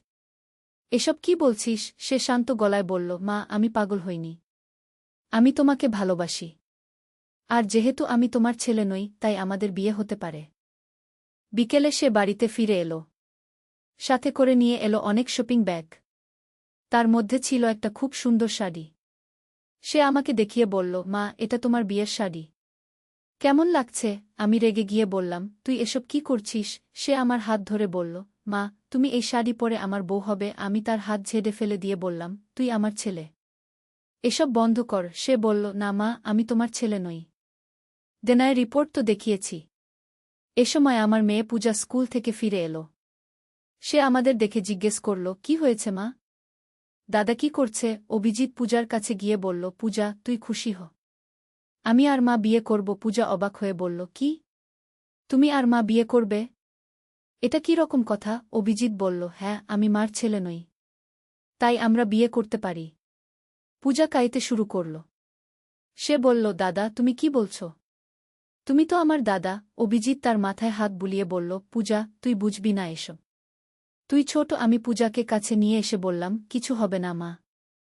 দাদা শুধু মজা করছে। কিন্তু অভিজিৎ বলল, না মা, আমি মজা করছি না। আমি সত্যি বলছি। সন্ধ্যায় সুজন অফিস থেকে ফিরে এলো। অভিজিৎ তার কাছে গিয়ে বলল, বাবা, আমার তোমার সাথে একটা গুরুত্বপূর্ণ কথা আছে। সুজন বলল, বল, কি কথা? অভিজিৎ দেনায় রিপোর্টটা তার হাতে দিয়ে বলল, বাবা, আমি তোমার ছেলে নই। সুজন রিপোর্টটা দেখে স্তব্ধ হয়ে গেল। তারপর আমার দিকে তাকিয়ে বলল, পূর্ণিমা, এটা কি? আমি কাঁদতে কাঁদতে বললাম, আমি কিছুই জানি না। এসব কি হচ্ছে? অভিজিৎ তখন বলল, বাবা, যেহেতু আমি তোমার ছেলে নই, তাই আমি মাকে বিয়ে করতে পারি। সুজন রেগে গিয়ে চিৎকার করে বলল, তুই কি বলছিস? তুই যাই হোস, পূর্ণিমা তোর মা। অভিজিৎ শান্ত গলায় বলল, না বাবা, যদি আমি তার ছেলে না হই, তাহলে সে আমার মা নয়। সে একজন নারী, আমি একজন পুরুষ। আমরা বিয়ে করতে পারি। সুজন তার দিকে এগিয়ে গেল। কিন্তু অভিজিৎ পিছিয়ে গেল। তারপর আমার কাছে এসে আমার হাত ধরল। সে বলল, মা, তুমি আমার সাথে চলে আসো। আমি তোমার সব যত্ন নেব। আমি তার হাত ছাড়িয়ে দিয়ে বললাম, অভিজিৎ, তুই যাই বলিস, তুই আমার ছেলে। এসব বন্ধ কর। সে বলল, না মা, আমি তোমার ছেলে নই। আর আমি তোমাকে ছাড়তে পারব না। তখন পূজা কাঁদতে কাঁদতে বলল, দাদা, তুমি এসব কেন করছ? আমাদের পরিবার ভেঙে দিচ্ছ কেন? অভিজিৎ তার দিকে তাকিয়ে বলল, পূজা, আমি পরিবার ভাঙছি না। আমি নতুন একটা পরিবার বানাচ্ছি। পূজা বলল, কিন্তু মা তো তোমার মা। অভিজিৎ বলল, না, সে আমার মা নয়। দেনায় রিপোর্ট তো দেখেছ। রাতে খাওয়ার সময় সবাই চুপচাপ বসেছিল। কেউ কিছু বলছিল না। অভিজিৎ আমার পাশে বসে খাবার পরিবেশন করছিল। সুজন রাগে কিছু খাচ্ছিল না। পূজা কাঁদছিল। আমি কিছুই বুঝতে পারছিলাম না কি করব। খাওয়ার পর অভিজিৎ আমাকে বলল, মা, আমি সব আয়োজন করে ফেলেছি। আগামীকাল আমাদের বিয়ে হবে। আমি অবাক হয়ে বললাম, কি? আগামীকাল? সে বলল, হ্যাঁ, আমি আর অপেক্ষা করতে পারি না। সুজন চিৎকার করে বলল, তুই যদি এসব করিস আমি পুলিশে খবর দেব। অভিজিৎ হেসে বলল, বাবা, পুলিশ কি করবে? আমি তো কোনো অপরাধ করছি না। আমি যাকে ভালোবাসি তাকে বিয়ে করছি। তারপর সে আমার দিকে তাকিয়ে বলল, মা, তুমি প্রস্তুত হও। আগামীকাল সকালে পুরোহিত এসে যাবে। আমি কাঁপতে কাঁপতে বললাম, অভিজিৎ, তুই এসব করতে পারিস না। সে আমার কপালে চুমু খেয়ে বলল, মা, আমি পারি। আর আমি করব। রাতে সবাই ঘুমিয়ে গেলে আমি উঠে বসলাম। আমার কিছুই ভালো লাগছিল না। হঠাৎ করে দরজায় নখ হলো। আমি দরজা খুলে দেখি অভিজিৎ দাঁড়িয়ে আছে। সে ভেতরে এসে বলল, মা, তুমি ঘুমাওনি কেন? আমি বললাম, ঘুম আসছে না। সে আমার পাশে বসে বলল, মা, তুমি চিন্তা করো না। আগামীকালের পর সব ঠিক হয়ে যাবে। আমি তার দিকে তাকিয়ে বললাম, অভিজিৎ, তুই সত্যিই আমার ছেলে নয়? সে আমার হাত ধরে বলল, না মা, আমি তোমার ছেলে নই। তাই আমি তোমাকে ভালোবাসতে পারি। আমি কাঁদতে শুরু করলাম। সে আমার চোখের পানি মুছে দিয়ে বলল, মা, তুমি কাঁদো না। আমি তোমাকে খুশি রাখব। তারপর সে উঠে গিয়ে আমার জন্য এক গ্লাস পানি নিয়ে এলো। পানি খাওয়ার সাথে সাথে আমার মাথা ঘুরতে লাগল। আমি বুঝতে পারলাম পানিতে কিছু মেশানো ছিল। আমি তাকে বললাম, তুই পানিতে কি দিয়েছিস? সে হেসে বলল, কিছুই না মা, শুধু একটু ঘুমের ওষুধ। আমার চোখ ভারী হয়ে এলো। আমি বিছানায় শুয়ে পড়লাম। সকালে ঘুম ভেঙে দেখি আমার সারা শরীরে ব্যথা। আমি উঠে বসলাম। তখন দেখি অভিজিৎ আমার পাশে শুয়ে আছে। সে উঠে আমাকে বলল, মা, শুভ সকাল। আজ আমাদের বিয়ের দিন। আমি হতবাক হয়ে বললাম, তুই কি করেছিস? সে হেসে বলল, যা করার তাই করেছি। এখন তুমি আমার। আমি উঠে দাঁড়ানোর চেষ্টা করলাম, কিন্তু পারলাম না। আমার পা কাঁপছিল। অভিজিৎ আমাকে সাহায্য করে উঠিয়ে দিল। তারপর বলল, মা, তুমি প্রস্তুত হও। পুরোহিত আসছে। আমি কাঁদতে কাঁদত। আলামানাত, বিশ্বাসের যুদ্ধ। প্রথম অধ্যায়, উজালার সূর্যোদয়। দামেস্কের উপকণ্ঠে জায়তুন বাগানের মাঝে ছোট্ট একটি গ্রাম ছিল যার নাম নূরপুর। এই গ্রামে বাস করত এক যুবক যার নাম ছিল ইউসুফ ইবনে আহমদ। তার বয়স মাত্র ২০ বছর, কিন্তু তার মধ্যে ছিল অসাধারণ ধৈর্য, সাহস এবং আল্লাহর প্রতি অগাধ ভক্তি। ইউসুফের পিতা আহমদ ইবনে মুহাম্মদ ছিলেন গ্রামের ইমাম। তিনি শুধু নামাজ পড়াতেন না, বরং গ্রামের মানুষদের জীবনের নানা সমস্যার সমাধানও দিতেন। তার মা আয়েশা ছিলেন অত্যন্ত ধার্মিক এবং দয়ালু। তিনি গরিব দুঃখীদের সেবায় নিজেকে নিয়োজিত রাখতেন। এই পরিবেশে বেড়ে ওঠা ইউসুফ ছোটবেলা থেকেই কুরআন শরীফ এবং হাদিসের গভীর জ্ঞান অর্জন করেছিল। সে জানত যে ব্যক্তি আল্লাহর পথে একটি পদক্ষেপ নেয়, আল্লাহ তার জন্য জান্নাতে একটি স্থান নির্ধারণ করে দেন। একদিন সকালে ফজরের নামাজের পর ইউসুফ জায়তুন বাগানে গিয়েছিল কিছু কাজের জন্য। হঠাৎ দূর থেকে ধুলার মেঘ দেখতে পেল। এই ধুলার মেঘ ক্রমশ কাছে এসে যাচ্ছিল। একটু পর স্পষ্ট হল যে এগুলো ঘোড়সওয়ার। যখন তারা কাছে এল, ইউসুফ দেখল যে এরা বাইজেন্টাইন সৈন্য। তাদের পোশাক এবং অস্ত্রশস্ত্র দেখে বোঝা যাচ্ছিল যে এরা কোনো গুরুত্বপূর্ণ মিশনে এসেছে। সৈন্যদের নেতা, একজন মধ্যবয়স্ক অফিসার, ইউসুফের কাছে এসে জিজ্ঞেস করল, তুমি কোন ধর্মের? ইউসুফ কোনো ভয় না পেয়ে দৃঢ়ভাবে উত্তর দিল, আমি মুসলিম। আল্লাহ ছাড়া কোনো উপাস্য নেই এবং মুহাম্মদ সাল্লাল্লাহু আলাইহি ওয়াসাল্লাম তার রাসূল। অফিসার হাসল, কিন্তু সেই হাসিতে ছিল বিদ্রূপ। তাহলে তুমি আমাদের শত্রু। কিন্তু আজ আমি তোমাকে একটা সুযোগ দিচ্ছি। তোমার ধর্ম ত্যাগ কর এবং আমাদের সাথে যোগ দাও। তুমি একজন শক্তিশালী যুবক, আমাদের সেনাবাহিনীতে তোমার প্রয়োজন খুব। ইউসুফ তার উত্তরে কোনো দ্বিধা রাখেনি। আমি কখনো আমার ধর্ম ছাড়ব না। আল্লাহর কসম, মৃত্যু এসে গেলেও আমি মুসলিম হয়েই মরব। এই কথা শুনে অফিসার রেগে গেল। তাহলে তুমি আমাদের বন্দী। চল আমাদের সাথে। দ্বিতীয় অধ্যায়, অন্ধকার কারাগারে আলো। ইউসুফকে বন্দী করে নিয়ে যাওয়া হল দামেস্কের একটি দুর্গে। এই দুর্গটি ছিল বাইজেন্টাইন সেনাবাহিনীর একটি প্রধান ঘাঁটি। সেখানে তাকে রাখা হল একটি অন্ধকার কুঠুরিতে। কিন্তু ইউসুফ হতাশ হয়নি। সে জানত যে আল্লাহ তাকে পরীক্ষা করছেন। কুরআন শরীফে আল্লাহ তায়ালা বলেছেন, আর আমি অবশ্যই তোমাদেরকে পরীক্ষা করব কিছু ভয়, ক্ষুধা এবং জান, মাল ও ফসলের ক্ষতির মাধ্যমে। আর ধৈর্যশীলদের সুখবর দাও। সূরা বাকারা ১৫৫। প্রতিদিন সকাল এবং সন্ধ্যায় বাইজেন্টাইন কর্মকর্তারা তার কাছে আসত এবং তাকে ইসলাম ধর্ম ত্যাগ করতে চাপ দিত। কিন্তু ইউসুফ প্রতিবারই বলত, লা ইলাহা ইল্লাল্লাহু মুহাম্মাদুর রাসূলুল্লাহ। একদিন তার কাছে এল দুর্গের প্রধান কমান্ডার জেনারেল নিকোলাস। তিনি ছিলেন একজন অভিজ্ঞ সৈনিক এবং অনেক যুদ্ধে জয়লাভ করেছিলেন। ইউসুফ, জেনারেল নিকোলাস বলল, আমি তোমার সাহসের প্রশংসা করি। কিন্তু এই জেদ তোমার কোনো কাজে আসবে না। তোমার পরিবার তোমার জন্য চিন্তিত। তারা জানে না তুমি কোথায়। তুমি যদি আমাদের সাথে যোগ দাও, তাহলে শুধু তুমিই না, তোমার পুরো গ্রাম নিরাপদ থাকবে। এই কথায় ইউসুফের মন একটু দুর্বল হয়ে গেল। সে তার পরিবার এবং গ্রামের মানুষদের কথা ভাবতে লাগল। কিন্তু তখনই তার মনে পড়ল রাসূলুল্লাহ সাল্লাল্লাহু আলাইহি ওয়াসাল্লাম এর হাদিস। যে ব্যক্তি আল্লাহর সন্তুষ্টির জন্য মানুষের অসন্তুষ্টি মেনে নেয়, আল্লাহ তাকে মানুষের অসন্তুষ্টি থেকে রক্ষা করেন। আর যে ব্যক্তি মানুষের সন্তুষ্টির জন্য আল্লাহর অসন্তুষ্টি মেনে নেয়, আল্লাহ তাকে মানুষের হাতে ছেড়ে দেন। এই হাদিস মনে পড়তেই ইউসুফের দুর্বলতা চলে গেল। সে দৃঢ়ভাবে বলল, জেনারেল, আমি আপনাকে একটি কথা বলি। আমি আমার ধর্মের জন্য আমার জীবন দিতে পারি, কিন্তু আমার জীবনের জন্য আমার ধর্ম ছাড়তে পারি না। তৃতীয় অধ্যায়, অপ্রত্যাশিত বন্ধুত্ব। ইউসুফের এই কথা শুনে জেনারেল নিকোলাস অবাক হয়ে গেল। তার মতো একজন অভিজ্ঞ সৈনিক এতটা দৃঢ়তা খুব কম মানুষের মধ্যেই দেখেছিল। দিন যেতে লাগল। ইউসুফ তার কারাগারে নিয়মিত নামাজ পড়ত, কুরআন তিলাওয়াত করত এবং আল্লাহর কাছে দোয়া করত। তার এই আচরণ দেখে দুর্গের অনেক সৈনিক কৌতূহলী হয়ে উঠেছিল। একদিন একজন প্রহরী, যার নাম ছিল মার্কাস, ইউসুফের কাছে এল। সে ছিল একজন সাধারণ সৈনিক, কিন্তু তার মধ্যে ছিল সত্য জানার আগ্রহ। ইউসুফ, মার্কাস বলল, আমি তোমাকে প্রতিদিন দেখি। তুমি এত কষ্টের মধ্যেও হাসো, শান্ত থাকো। তোমার এই শক্তি কোথা থেকে আসে? ইউসুফ মার্কাসের আন্তরিকতা বুঝতে পারল। সে বলল, মার্কাস, আমার শক্তি আসে আল্লাহর কাছ থেকে। আমি বিশ্বাস করি যে তিনি সবকিছু নিয়ন্ত্রণ করেন। আমার সাথে যা হচ্ছে সেটাও তার ইচ্ছা। আমি জানি তিনি আমার জন্য যা ভালো সেটাই করবেন। কিন্তু তুমি তো বন্দী। তোমার স্বাধীনতা নেই।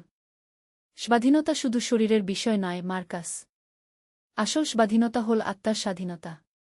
আমি আমার বিশ্বাসে স্বাধীন। কেউ আমাকে বাধ্য করতে পারে না যা আমি সত্য বলে মনে করি না তা বলতে। এই কথোপকথন মার্কাসের মনে গভীর প্রভাব ফেল। সে ইসলাম সম্পর্কে আরও জানতে চাইল।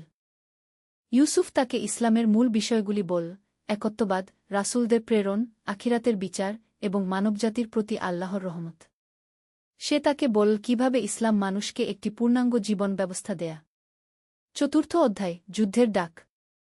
কয়েক মাস পর দামেস্কে খবর এল যে মুসলিম সেনাবাহিনী এই অঞ্চলে আসছে।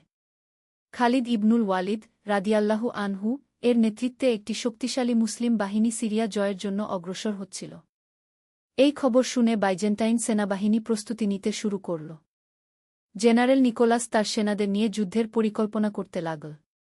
একদিন জেনারেল নিকোলাস আবার ইউসুফের কাছে এল। এবার তার চেহারায় ছিল চিন্তা এবং উদ্বেগ। ইউসুফ, সে বলল, তোমার মুসলিম ভাইরা আসছে। যুদ্ধ হবে। অনেক মানুষ মারা যাবে। তুমি যদি আমাদের সাহায্য কর, তাহলে হয়তো এই রক্তপাত এড়ানো যেতে পারে। ইউসুফ বলল, জেনারেল, আমি কখনো আমার ভাইদের বিরুদ্ধে লড়ব না। কিন্তু আমি চাই না কোনো নিরীহ মানুষের ক্ষতি হোক। আপনি যদি চান, আমি আপনাদের সাথে আলোচনার জন্য মুসলিম সেনাপতির সাথে দেখা করতে পারি। তুমি এটা করবে? কেন? কারণ ইসলাম শান্তি চায়। যুদ্ধ শুধুমাত্র তখনই করা উচিত যখন অন্য কোনো পথ থাকে না। পঞ্চম অধ্যায়, সত্যের শক্তি। ইউসুফের প্রস্তাব অনুযায়ী জেনারেল নিকোলাস মুসলিম সেনাবাহিনীর কাছে একটি প্রতিনিধি দল পাঠাল। তারা খালিদ ইবনুল ওয়ালিদ রাদিয়াল্লাহু আনহু এর সাথে দেখা করে আলোচনার প্রস্তাব দিল। খালিদ রাদিয়াল্লাহু আনহু তাতে রাজি হলেন। তিনি জানতেন যে ইসলাম কখনো অহেতুক রক্তপাত চায় না। আলোচনার দিন ইউসুফকে মুক্ত করে দেওয়া হল যাতে সে দোভাষীর কাজ করতে পারে। এত মাস বন্দিত্বের পর ইউসুফ যখন খোলা আকাশের নিচে এল, তার চোখে এল আনন্দের অশ্রু। আলোচনার স্থান ছিল দুই সেনাবাহিনীর মধ্যবর্তী একটি খোলা মাঠ। একদিকে বাইজেন্টাইন সেনাবাহিনী, অন্যদিকে মুসলিম সেনাবাহিনী। যখন ইউসুফ খালিদ ইবনুল ওয়ালিদ রাদিয়াল্লাহু আনহু কে দেখল, তার মন ভরে গেল শ্রদ্ধায়। তিনি ছিলেন ইসলামের ইতিহাসে অন্যতম সেরা সেনাপতি, যিনি কখনো কোনো যুদ্ধে হারেননি।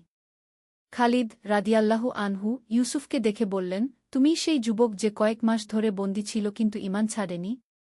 তোমার কথা আমাদের কাছে পৌঁছেছে। আল্লাহ তোমাকে পুরস্কৃত করুন। ইউসুফের চোখে এল আনন্দের অশ্রু। এতদিন পর তার একজন মুসলিম ভাইয়ের সাথে দেখা হল। আলোচনা শুরু হল। জেনারেল নিকোলাস বললেন যে তারা যুদ্ধ এড়াতে চান, কিন্তু তাদের সাম্রাজ্যের সম্মান রক্ষা করতেও চান। খালিদ রাদিয়াল্লাহু আনহু বললেন, আমরাও অহেতুক রক্তপাত চাই না। তবে আমরা এই অঞ্চলে ইসলামের শাসন প্রতিষ্ঠা করতে এসেছি। যারা আমাদের নিয়ম মেনে নিবে তারা নিরাপদে থাকতে পারবে। তাদের ধর্মীয় স্বাধীনতাও থাকবে। ষষ্ঠ অধ্যায় অগ্নিপরীক্ষা। আলোচনা কয়েক ঘণ্টা চল, কিন্তু কোনো চূড়ান্ত সিদ্ধান্তে পৌঁছানো গেল না। জেনারেল নিকোলাস তার সৈন্যদের সাথে পরামর্শ করার জন্য সময় চাইলেন। এর মধ্যে মার্কাস, যে ইউসুফের কাছ থেকে ইসলাম সম্পর্কে শুনেছিল, একটি গুরুত্বপূর্ণ সিদ্ধান্ত নিল।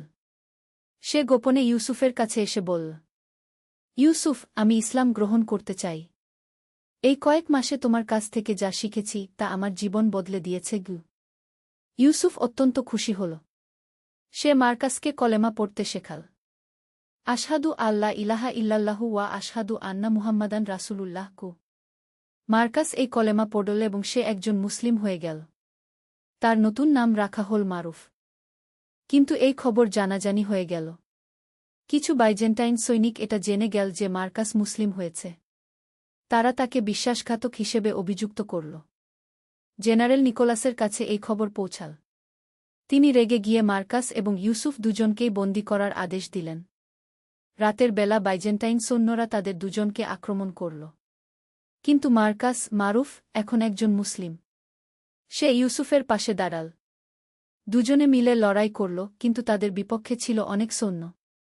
শেষ পর্যন্ত তারা আহত হয়ে পড়ে গেল। মার্কাস মারুফ মৃত্যুর সময় বলল, ইউসুফ ভাই, আমি শাহাদাত লাভ করছি। আল্লাহকে বল আমি তার সন্তুষ্টির জন্য মৃত্যুবরণ করলাম। এই বলে মার্কাস মারুফ শাহাদাত লাভ করল। ইউসুফ তার মৃত বন্ধুর পাশে কান্নায় ভেঙে পড়ল। সপ্তম অধ্যায় চূড়ান্ত যুদ্ধ। মার্কাসের মারুফের মৃত্যুর খবর যখন মুসলিম শিবিরে পৌঁছাল, তখন খালিদ ইবনুল ওয়ালিদ রাদিয়াল্লাহু আনহু বুঝলেন যে আর আলোচনার সুযোগ নেই। যুদ্ধ অবশ্যম্ভাবী হয়ে উঠেছে।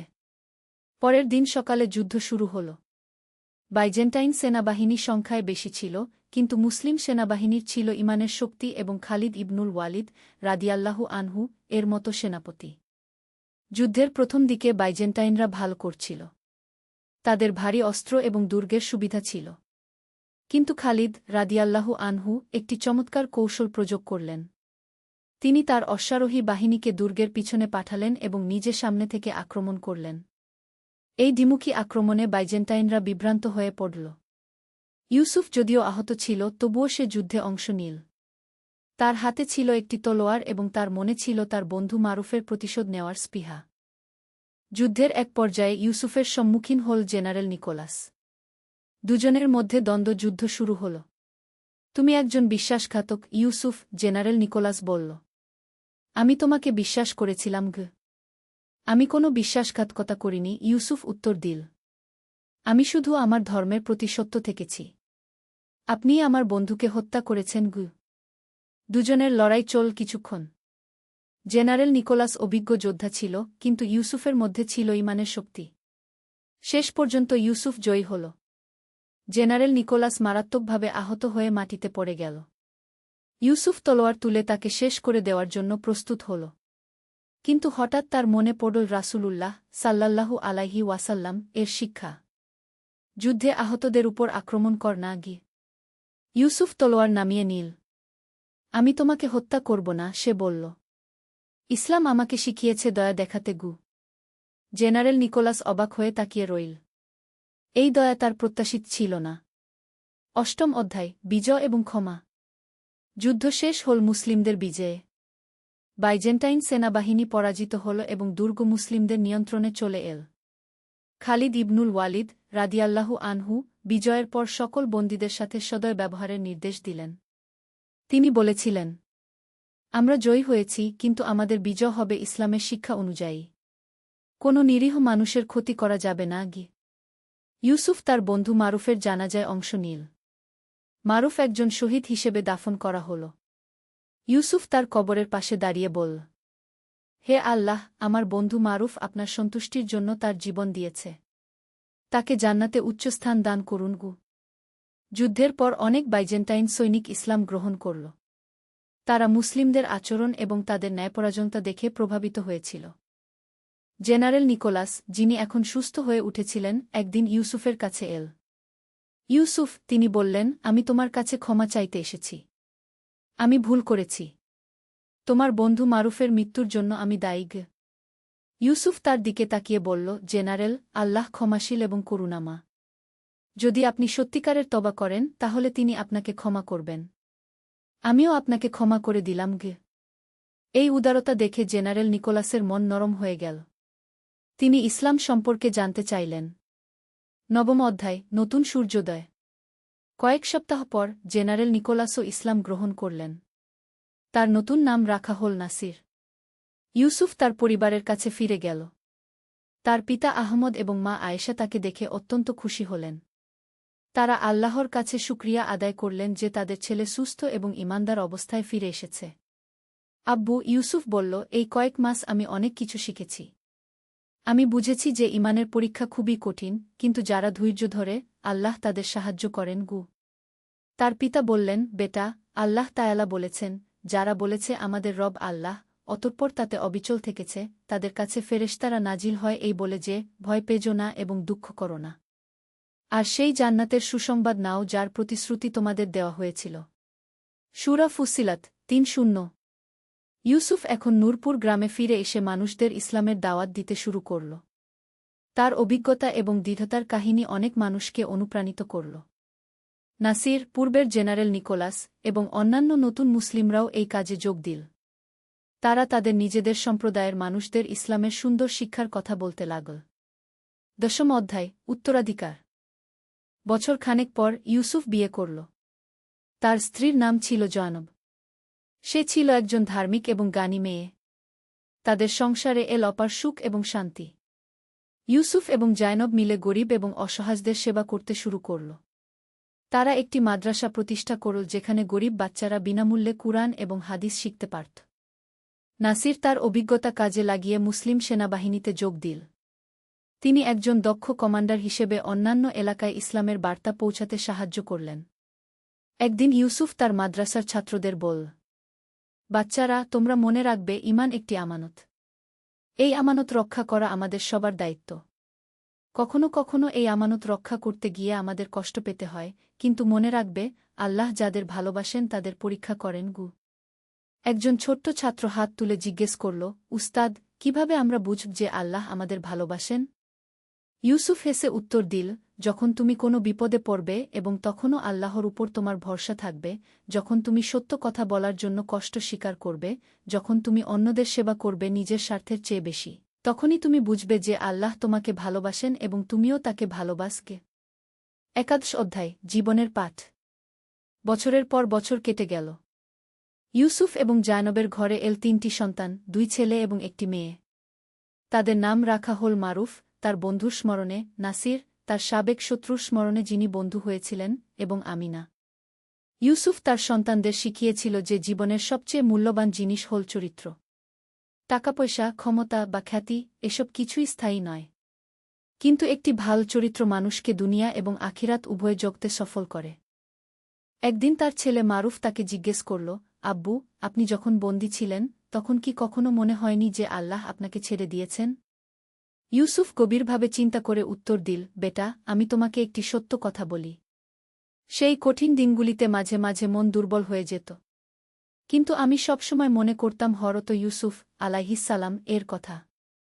তিনিও দীর্ঘদিন বন্দী ছিলেন, কিন্তু শেষ পর্যন্ত আল্লাহ তাকে মিসরের শাসক বানিয়েছিলেন। আমি বিশ্বাস করতাম যে আল্লাহ আমার জন্যও ভালো কিছু পরিকল্পনা করেছেন গু। আর সত্যিই তাই হয়েছে, মারুফ বলল। হ্যাঁ বেটা, আল্লাহর পরিকল্পনা আমাদের চিন্তার চেয়ে অনেক ভালো। আমার বন্দিত্বের কারণেই তোমার নানা নাসির এবং মামা মারুফের মতো মানুষরা ইসলাম গ্রহণ করেছিল। কখনো কখনো আমাদের কষ্ট অন্যদের হেদায়েতের কারণ হয়ে যায় গু। দ্বাদশ অধ্যায়, শেষ শিক্ষা।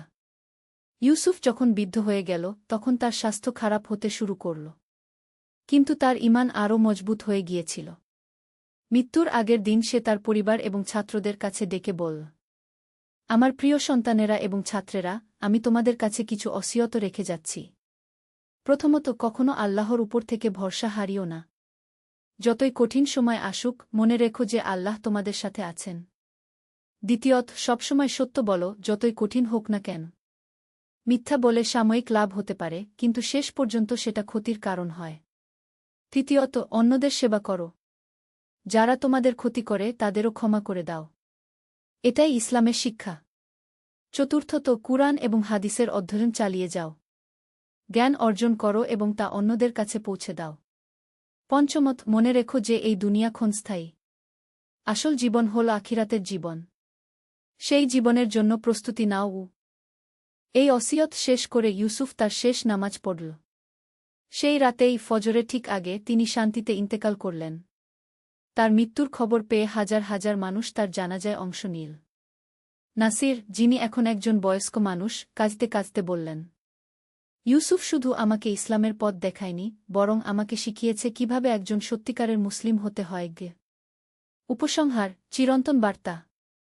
ইউসুফের মৃত্যুর পর তার ছেলেমেয়েরা তার আদর্শ অনুসরণ করে চল। তার মাদ্রাসা আরও বড় হল এবং সেখান থেকে অনেক আলেমুলেমা বের হল। তার কাহিনী মানুষের মুখে মুখে ছড়িয়ে গেল। মানুষ বলত যে ইউসুফ ইবনে আহমদ ছিল এমন একজন মানুষ যিনি প্রমাণ করে দিয়েছিল যে ঈমান সবচেয়ে বড় শক্তি। আজও যখন কোনো মুসলিম কঠিন পরিস্থিতিতে পড়ে, তখন সে ইউসুফের কাহিনী মনে করে। সে মনে করে যে যদি ইউসুফ কয়েক মাসের বন্দিত্ব সহ্য করে তার ঈমান রক্ষা করতে পারে, তাহলে সেও পারবে। এই কাহিনীর মূল শিক্ষা হল যে ঈমান শুধু মুখের কথা নয়, বরং এটি একটি জীবনযাত্রা। যারা সত্যিকারের ঈমান রাখে তাদের সে ঈমান সকল পরীক্ষায় অটুট থাকে। আল্লাহ তাআলা পবিত্র কুরআনে বলেছেন, হে ঈমানদারগণ! তোমরা ধৈর্য ও নামাজের মাধ্যমে সাহায্য চাও। নিশ্চয় আল্লাহ ধৈর্যশীলদের সাথে আছেন। সূরা বাকারাহ 153। ইউসুফের জীবনী এই আয়াতের জ্বলন্ত উদাহরণ। তিনি ধৈর্য ধরেছিলেন, নামাজ কায়েম রেখেছিলেন এবং আল্লাহ তার সাথে ছিলেন। আমাদের সবার জীবনেই ছোট বড় পরীক্ষা আসে। কেউ অর্থনৈতিক সংকটে পড়ে, কেউ অসুস্থতায় ভোগে, কেউ পারিবারিক সমস্যায় জর্জরিত হয়। এসব সময়ে ইউসুফের মতো ধৈর্য ধরা এবং আল্লাহর উপর ভরসা রাখা আমাদের জন্য অনুকরণীয়। ইউসুফের কাহিনী আমাদের শেখায় যে সত্যের জন্য কষ্ট স্বীকার করা গৌরবের বিষয়। শত্রুদেরও ক্ষমা করা এবং তাদের হেদায়েতের জন্য চেষ্টা করা ইসলামের শিক্ষা। একজন মানুষের দৃঢ় ঈমান অনেক মানুষের জীবন বদলে দিতে পারে। আল্লাহর পরিকল্পনা সবসময় আমাদের চিন্তার চেয়ে ভালো। আল্লাহ তাআলা আমাদের সবাইকে ইউসুফ ইবনে আহমদের মতো দৃঢ় ঈমান এবং উত্তম চরিত্র দান করুন। আমিন।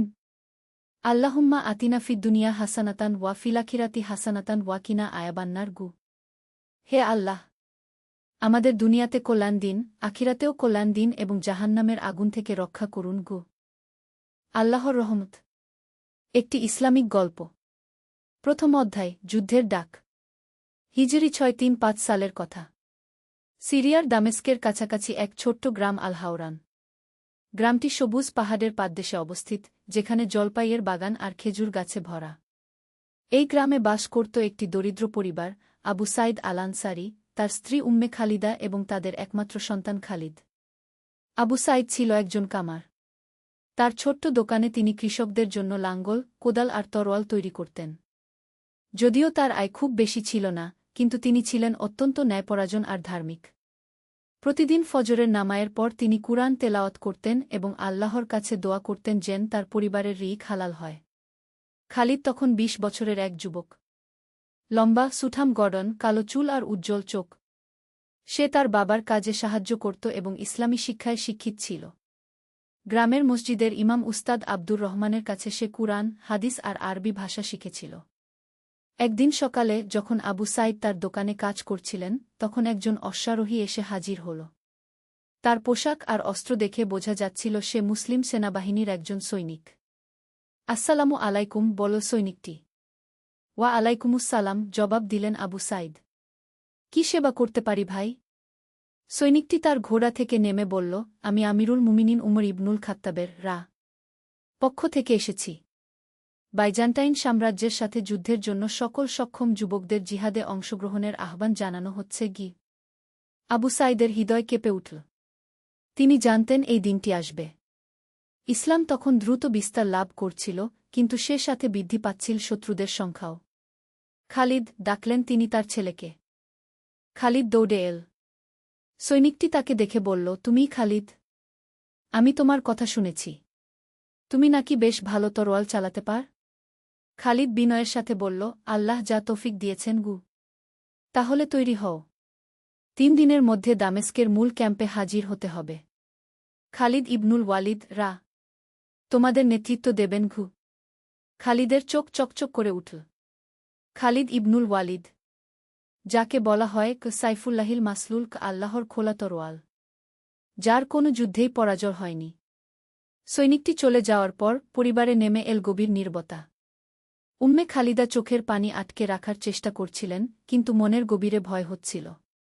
একমাত্র সন্তানকে যুদ্ধে পাঠানো, এর চেয়ে কঠিন আর কি হতে পারে একজন মায়ের জন্য? 2য় অধ্যায়, বিদায়ের বেদনা।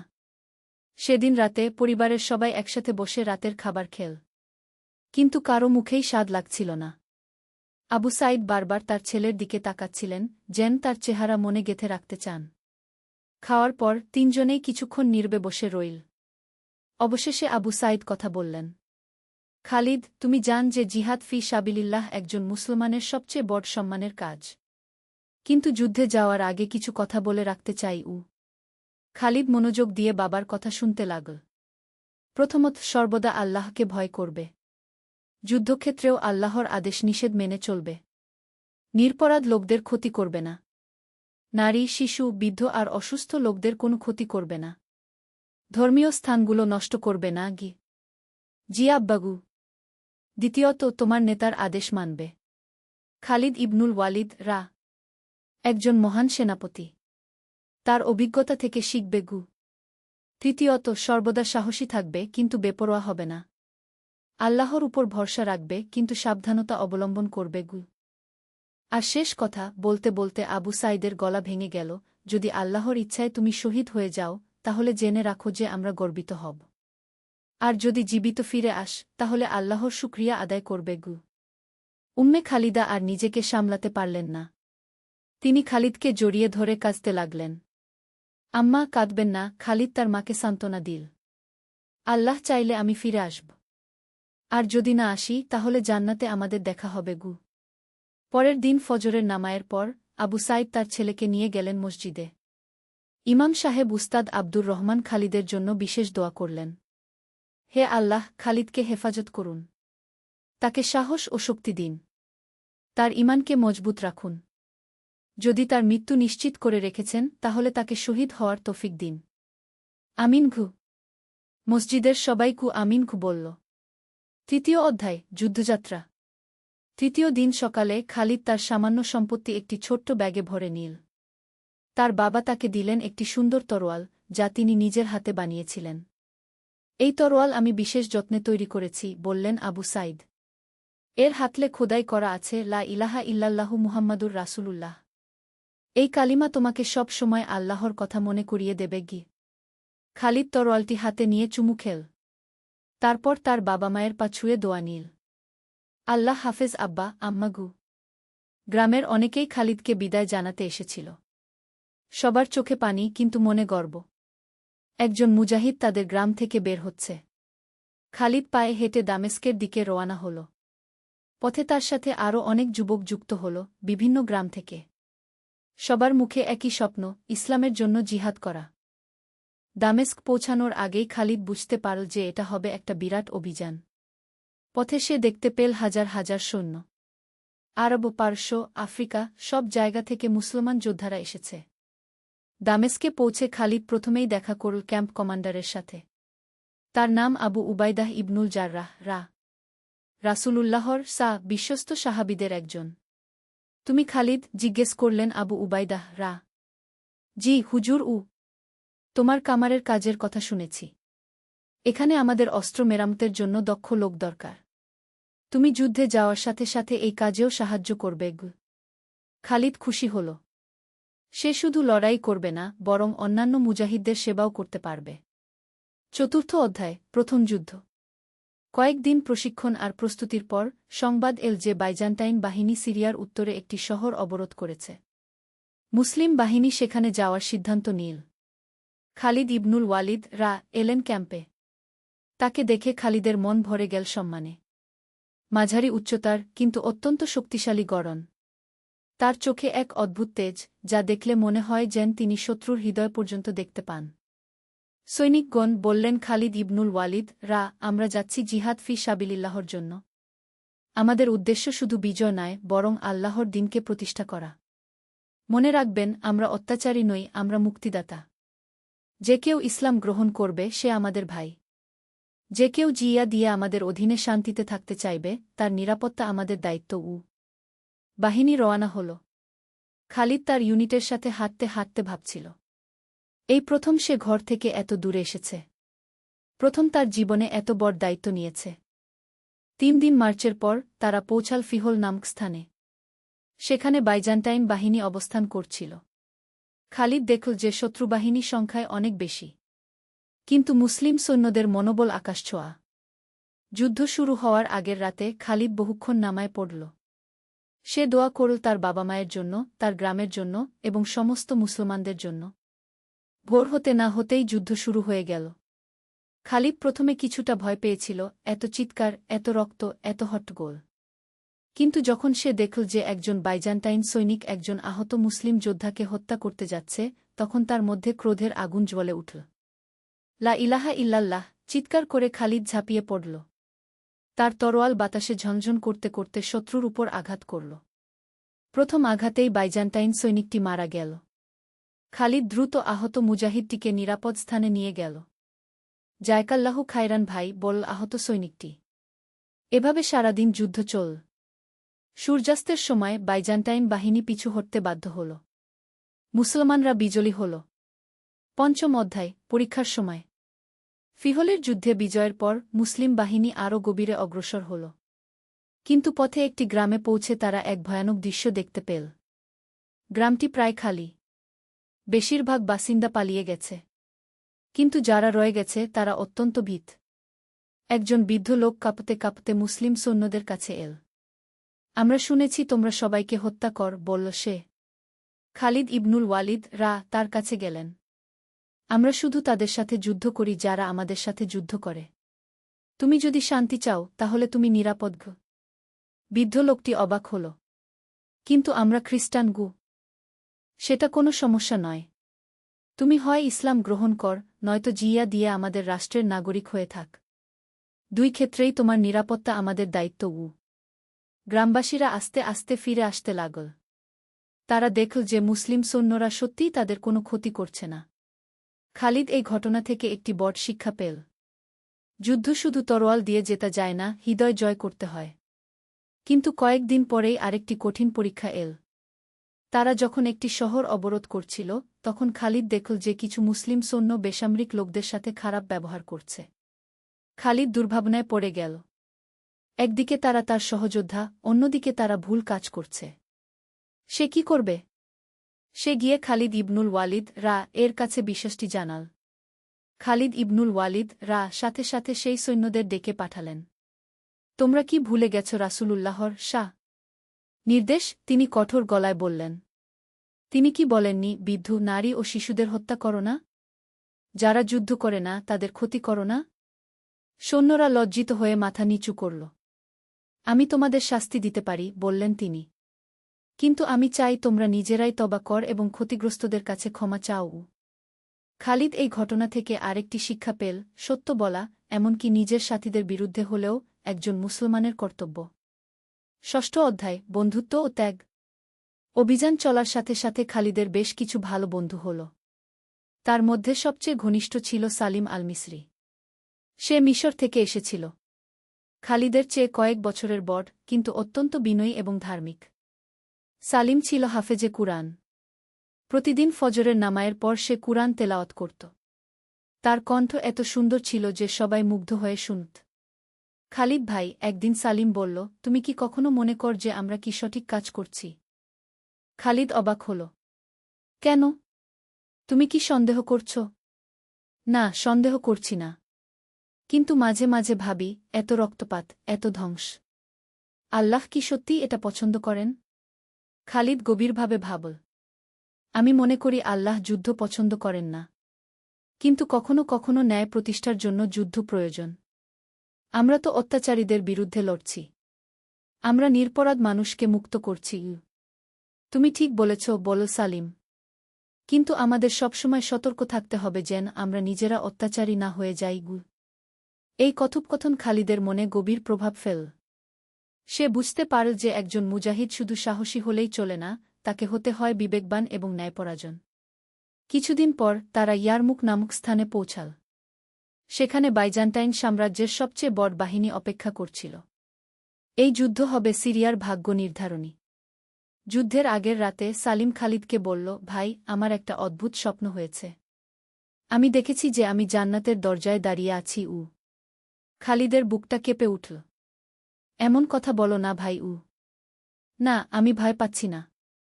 যদি আল্লাহ আমাকে শহীদ করেন তাহলে সেটা আমার জন্য সবচেয়ে বড় সম্মান ও সালিম হাসল। তবে একটা অনুরোধ আছে। কি? যদি আমি মারা যাই তাহলে তুমি আমার মায়ের কাছে একটা চিঠি নিয়ে যাবে। বলবে যে তার ছেলে ঈমানের উপর মারা গেছে। খালিদ কিছু বলতে পারল না। সে শুধু তার বন্ধুকে জড়িয়ে ধরল। সপ্তম অধ্যায়, ইয়ারমুকের যুদ্ধ। ইয়ারমুকের যুদ্ধ শুরু হল ভোরের সাথে সাথে। এটা ছিল এমন এক যুদ্ধ যা ইতিহাসে স্থান পেয়েছে। একদিকে বাইজান্টাইন সাম্রাজ্যের বিশাল বাহিনী, অন্যদিকে মুসলমানদের ছোট কিন্তু দৃঢ়প্রতিজ্ঞ সেনাদল। খালিদ ইবনুল ওয়ালিদ যুদ্ধ শুরুর আগে সৈন্যদের উদ্দেশ্যে ভাষণ দিলেন। হে মুজাহিদগণ! আজ আল্লাহ আমাদের পরীক্ষা করবেন। আমরা কি সত্যিকারের মুমিন নাকি শুধু মুখে দাবিদার, সেটা আজ প্রমাণিত হবে। মনে রাখবেন, আমরা লড়ছি আল্লাহর জন্য, দুনিয়ার জন্য নয়। জয় হোক বা মৃত্যু, আল্লাহর কাছে আমাদের প্রতিদান নিশ্চিত। আল্লাহু আকবর! চিৎকার করে উঠল হাজারো কণ্ঠ। যুদ্ধ শুরু হতেই খালিদ দেখল যে এটা তার আগের যুদ্ধগুলির চেয়ে অনেক কঠিন। শত্রুবাহিনী ভারী অস্ত্রশস্ত্রে সজ্জিত এবং সুসংগঠিত। প্রথম কয়েক ঘণ্টায় মুসলিম বাহিনী প্রচণ্ড চাপে পড়ে গেল। অনেক সৈন্য আহত হল।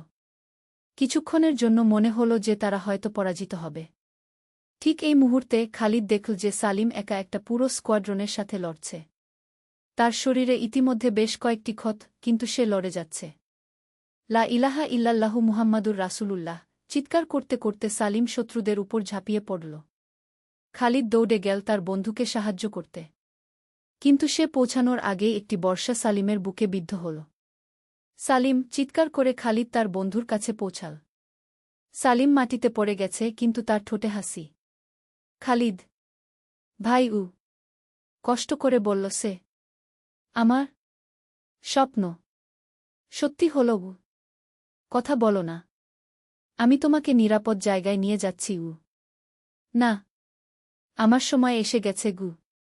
সালিমের চোখ ঝলমল করছে। শোন, আমার মায়ের কাছে বলো আমি জান্নাতে তার জন্য দোয়া করব। এই বলে সালিম তার শেষ নিঃশ্বাস ত্যাগ করল। তার মুখে এক অদ্ভুত প্রশান্তি। খালিদের চোখে পানি এসে গেল। কিন্তু যুদ্ধক্ষেত্রে কান্নার সময় নেই। সে তার বন্ধুর চোখ বন্ধ করে দিল এবং তার জন্য একটি ছোট দোয়া পড়ল। এরপর সে উঠে দাঁড়াল। তার হৃদয়ে এখন প্রচণ্ড ক্রোধ, কিন্তু সেই ক্রোধ ন্যায়ের পক্ষে। আল্লাহু আকবর! চিৎকার করে সে শত্রুদের উপর ঝাঁপিয়ে পড়ল। অষ্টম অধ্যায়, বিজয় ও শিক্ষা। খালিদের সাহস দেখে অন্যান্য মুজাহিদরাও অনুপ্রাণিত হল। খালিদ ইবনুল ওয়ালিদ এই সুযোগে একটি চমৎকার কৌশল প্রয়োগ করলেন। তিনি একটি অংশের সৈন্যদের নিয়ে শত্রুদের পেছন দিক থেকে আক্রমণ করলেন। এই অভূতপূর্ব কৌশলের ফলে বাইজান্টাইন বাহিনী বিভ্রান্ত হয়ে পড়ল। তারা বুঝতে পারল না যে কোনো দিকে মনোযোগ দেবে। সূর্যাস্তের আগেই যুদ্ধের ফলাফল স্পষ্ট হয়ে গেল। বাইজান্টাইন বাহিনী পরাজিত হয়েছে। মুসলমানরা জিতেছে। কিন্তু এই বিজয়ে খালিদের তেমন আনন্দ হল না। তার মন পড়ে আছে তার বন্ধু সালিমের কাছে। যুদ্ধ শেষ হওয়ার পর খালিদ গেল সালিমের লাশের কাছে। সে দেখল যে তার বন্ধুর মুখে এখনও সেই প্রশান্ত হাসি। তুমি ঠিকই বলেছিলে ভাই, ফিসফিস করে বল খালিদ। তুমি জান্নাতে পৌঁছে গেছ। খালিদ ইবনুল ওয়ালিদ তার কাছে এলেন। খালিদ, তুমি আজ অসাধারণ সাহসিকতা দেখিয়েছ, বললেন তিনি। কিন্তু আমি দেখেছি যে তুমি দুঃখিত। এটাই স্বাভাবিক। একজন মুজাহিদের হৃদয়ে দয়া থাকা উচিত। হুজুর, সালিম ছিল আমার সবচেয়ে ভালো বন্ধু। আমি জানি। কিন্তু মনে রাখো, সে শহীদ হয়েছে। এর চেয়ে বড় সম্মান আর কি হতে পারে? তার জন্য দুঃখ নয়, বরং আল্লাহর শুকরিয়া করক। খালিদ বুঝতে পারল যে তিনি ঠিক বলেছেন। শহীদদের জন্য কান্নাকাটি করা ঠিক নয়, বরং তাদের জন্য দোয়া করা উচিত। নবম অধ্যায়, ঘরে ফেরা। ইয়ারমুকের যুদ্ধের পর সিরিয়ায় মুসলমানদের অবস্থান পাকাপোক্ত হয়ে গেল। আরও কয়েক মাস বিভিন্ন ছোট ছোট যুদ্ধ হল, কিন্তু সেগুলি তেমন বড় ছিল না। খালিদ এই সময়ে অনেক কিছু শিখল। সে শিখল যে যুদ্ধ শুধু তরোয়াল চালানো নয়, বরং কৌশল, ধৈর্য এবং ন্যায়বিচার। সে শিখল যে একজন সত্যিকারের মুজাহিদ শুধু নিজের জান দিতে প্রস্তুত থাকে না, বরং অন্যদের জান বাঁচানোর জন্যও চেষ্টা করে। একদিন আবু উবাইদাহ ইবনুল জাররাহ খালিদকে ডেকে বললেন, খালিদ, তোমার পরিবার তোমার জন্য অপেক্ষা করছে। তুমি চাইলে এবার ঘরে ফিরে যেতে পারগু। খালিদের মন খুশিতে ভরে গেল। কতদিন পর সে তার বাবা মায়ের কাছে ফিরে যাবে।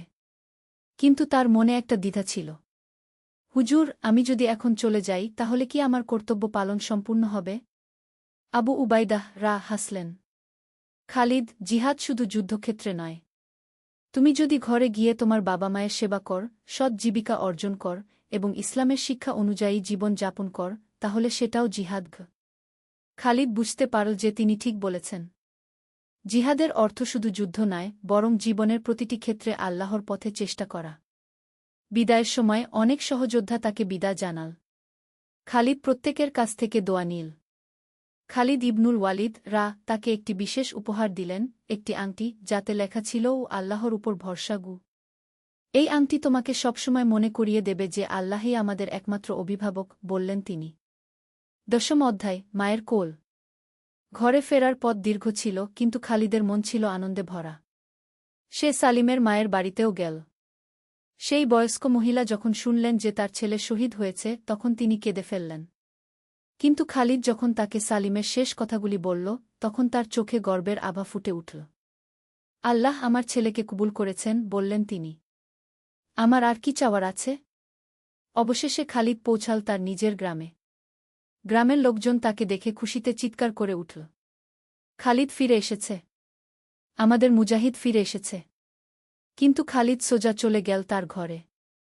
দরজার সামনে দাঁড়িয়ে সে দেখল তার বাবা মা বাইরে এসেছেন। আব্বা, আম্মা! খালিদ দৌড়ে গিয়ে তাদের পা ছুঁয়ে সালাম করল। উম্মে খালিদা তার ছেলেকে জড়িয়ে ধরে কাঁদতে লাগলেন। আবু সাইদের চোখেও পানি, কিন্তু সেই পানি আনন্দের। আল্লাহর শুকরিয়া, বললেন তিনি। আমার ছেলে নিরাপদে ফিরে এসেছে গিয়ে। সেদিন রাতে তিনজনে একসাথে বসে খালিদ তার অভিজ্ঞতার কথা বলল। সে বলল যুদ্ধের কথা, বিজয়ের কথা, কিন্তু সবচেয়ে বেশি বলল তার বন্ধু সালিমের কথা। আব্বা, আমি বুঝেছি যে জিহাদ শুধু যুদ্ধক্ষেত্রে নয়। এটা জীবনের প্রতিটি ক্ষেত্রে কি? আবু সাইদ সন্তুষ্ট হয়ে মাথা নাড়লেন। তুমি ঠিক বুঝেছ পুত্র। এখন তোমার কাজ হল এই অভিজ্ঞতা কাজে লাগিয়ে একজন ভালো মুসলমান হয়ে জীবন যাপন করা। একাদশ অধ্যায়, নতুন জীবন। খালিদ গ্রামে ফিরে এসে আবার তার বাবার কামারের কাজে যুক্ত হল। কিন্তু এখন তার কাজের ধরন পাল্টে গেছে। যুদ্ধক্ষেত্রে অস্ত্র তৈরির অভিজ্ঞতা কাজে লাগিয়ে সে আরও ভাল লাঙ্গল, কোদাল এবং অন্যান্য যন্ত্রপাতি বানাতে লাগল। কিন্তু সবচেয়ে বড় পরিবর্তন হল তার চরিত্রে। যুদ্ধের অভিজ্ঞতা তাকে আরও ধৈর্যশীল, আরও দয়ালু এবং আরও বিবেকবান করেছে। গ্রামের ইমাম উস্তাদ আব্দুর রহমান তাকে বললেন, খালিদ, তুমি কি গ্রামের যুবকদের জন্য ইসলামিক শিক্ষার ব্যবস্থা করবে? তোমার অভিজ্ঞতা তাদের অনুপ্রেরণা দেবে কি? খালিদ রাজি হয়ে গেল। সে প্রতি সপ্তাহে একদিন গ্রামের যুবকদের নিয়ে বসত। তাদের কুরআন হাদিসের পাশাপাশি জীবনের নানা বিষয়ে শিক্ষা দিত। একদিন একজন যুবক জিজ্ঞেস করল, খালিদ ভাই, যুদ্ধে যাওয়া কি সবার জন্য ফরজ? খালিদ ভাবল কিছুক্ষণ। তারপর বলল, জিহাদ অনেক রকম হতে পারে। কারো জন্য যুদ্ধক্ষেত্রে যাওয়া, কারো জন্য বিদ্যা অর্জন করা, কারো জন্য দরিদ্রদের সেবা করা। গুরুত্বপূর্ণ হল নিয়ত, তুমি কি আল্লাহর সন্তুষ্টির জন্য কাজ করছ, নাকি নিজের স্বার্থের জন্য? আরেকদিন এক তরুণী পর্দার আড়াল থেকে জিজ্ঞেস করল, নারীরা কিভাবে জিহাদ করতে পারে? খালিদ বলল, নারীদের জিহাদ হল সন্তান লালন-পালন করে তাদের ভাল মুসলমান হিসেবে গড়ে তোলা, স্বামী সংসারের খেদমত করা, সমাজের কল্যাণমূলক কাজে অংশগ্রহণ করা, প্রয়োজনে চিকিৎসা সেবা দেয়া। এগুলো সবই জিহাদের অন্তর্ভুক্ত। দ্বাদশ অধ্যায়, বিবাহ ও সংসার। খালিদ যখন ২৫ বছর বয়সে পৌঁছাল তখন তার বাবা মা তার বিয়ের কথা ভাবতে লাগলেন। গ্রামে আয়েশা নামে একটি মেয়ে ছিল যে ছিল অত্যন্ত ধার্মিক এবং চরিত্রবতী। তার বাবা ছিলেন গ্রামের একজন সম্মানিত শিক্ষক। খালিদের বাবা মা আয়েশার পরিবারের কাছে প্রস্তাব নিয়ে গেলেন। আয়েশার বাবা খালিদের চরিত্র এবং ধর্মনিষ্ঠার কথা জানতেন, তাই তিনি রাজি হয়ে গেলেন। বিয়ের অনুষ্ঠান সাদাসিধেভাবে সম্পন্ন হল। খালিদ যুদ্ধ থেকে যে সামান্য অর্থ নিয়ে এসেছিল তা দিয়েই সংসার শুরু করল। আয়েশা ছিল একজন আদর্শ স্ত্রী। সে শুধু ঘরের কাজকর্মই করত না, বরং খালিদের ইসলামিক শিক্ষার কাজেও সাহায্য করত। গ্রামের মেয়েদের তিনি কুরআন ও ইসলামী আদব-কায়দা শেখাতেন। ১ বছর পর আল্লাহ তাদের এক পুত্র সন্তান দিলেন। খালিদ তার নাম রাখল সালিম, তার শহীদ বন্ধুর নামে। যখন ছোট্ট সালিমকে দেখত তখন খালিদের মনে পড়ত তার বন্ধু সালিমের কথা। সে মনে মনে প্রতিজ্ঞা করল যে তার ছেলেকে সে এমনভাবে গড়ে তুলবে যেন সে তার নামদাতার মতো একজন ন্যায়পরায়ণ এবং আল্লাহভীরু মানুষ হয়। ত্রয়োদশ অধ্যায়, দুর্ভিক্ষের পরীক্ষা। খালিদের শান্তিপূর্ণ জীবনে একদিন বিপদ এল। সেই বছর সিরিয়া অঞ্চলে ভয়াবহ খরা হল। কয়েক মাস কোনো বৃষ্টি হল না। ফসল নষ্ট হয়ে গেল। মানুষের মধ্যে খাবারের অভাব দেখা দিল। খালিদের পরিবারের অবস্থাও খারাপ হয়ে গেল। কামারের কাজ কমে গেল, কারণ মানুষের কাছে অর্থ নেই। খাবার কিনতে হল অনেক বেশি দামে। একদিন খালিদ দেখল যে গ্রামের একজন বৃদ্ধ মানুষ ক্ষুধায় মারা যেতে বসেছেন। তার ঘরে কোনো খাবার নেই, কোনো সাহায্যকারীও নেই। খালিদ তৎক্ষণাৎ তার নিজের ঘর থেকে যা কিছু খাবার ছিল তার অর্ধেক নিয়ে বৃদ্ধের ঘরে পৌঁছাল। চাচাজি, এইটুকু নিন, বলল খালিদ। বৃদ্ধ লোকটি কাঁদতে কাঁদতে বলল, বেটা, তোমার নিজের সংসার আছে। তুমি আমাকে দিলে তোমরা কি খাবে? চাচাজি, আল্লাহ আমাদের রিজিকের মালিক। তিনি চাইলে আরও দেবেন। বাড়ি ফিরে এসে খালিদ আয়েশাকে বিষয়টি বলল। আয়েশা খুশি হয়ে বলল, তুমি ঠিক কাজই করেছ। আল্লাহ আমাদের পরীক্ষা করছেন। কিন্তু পরের দিন তাদের ঘরে একদম খাবার নেই। খালিদের মন খারাপ হয়ে গেল। না খেতে পারলেও সমস্যা নেই, কিন্তু আয়েশা এবং ছোট্ট সালিম? সেদিন সকালে নামায়ের পর খালিদ দীর্ঘক্ষণ দোয়া করল। হে আল্লাহ, আমি আপনার রাস্তায় যা করেছি তা আপনার জন্যই করে।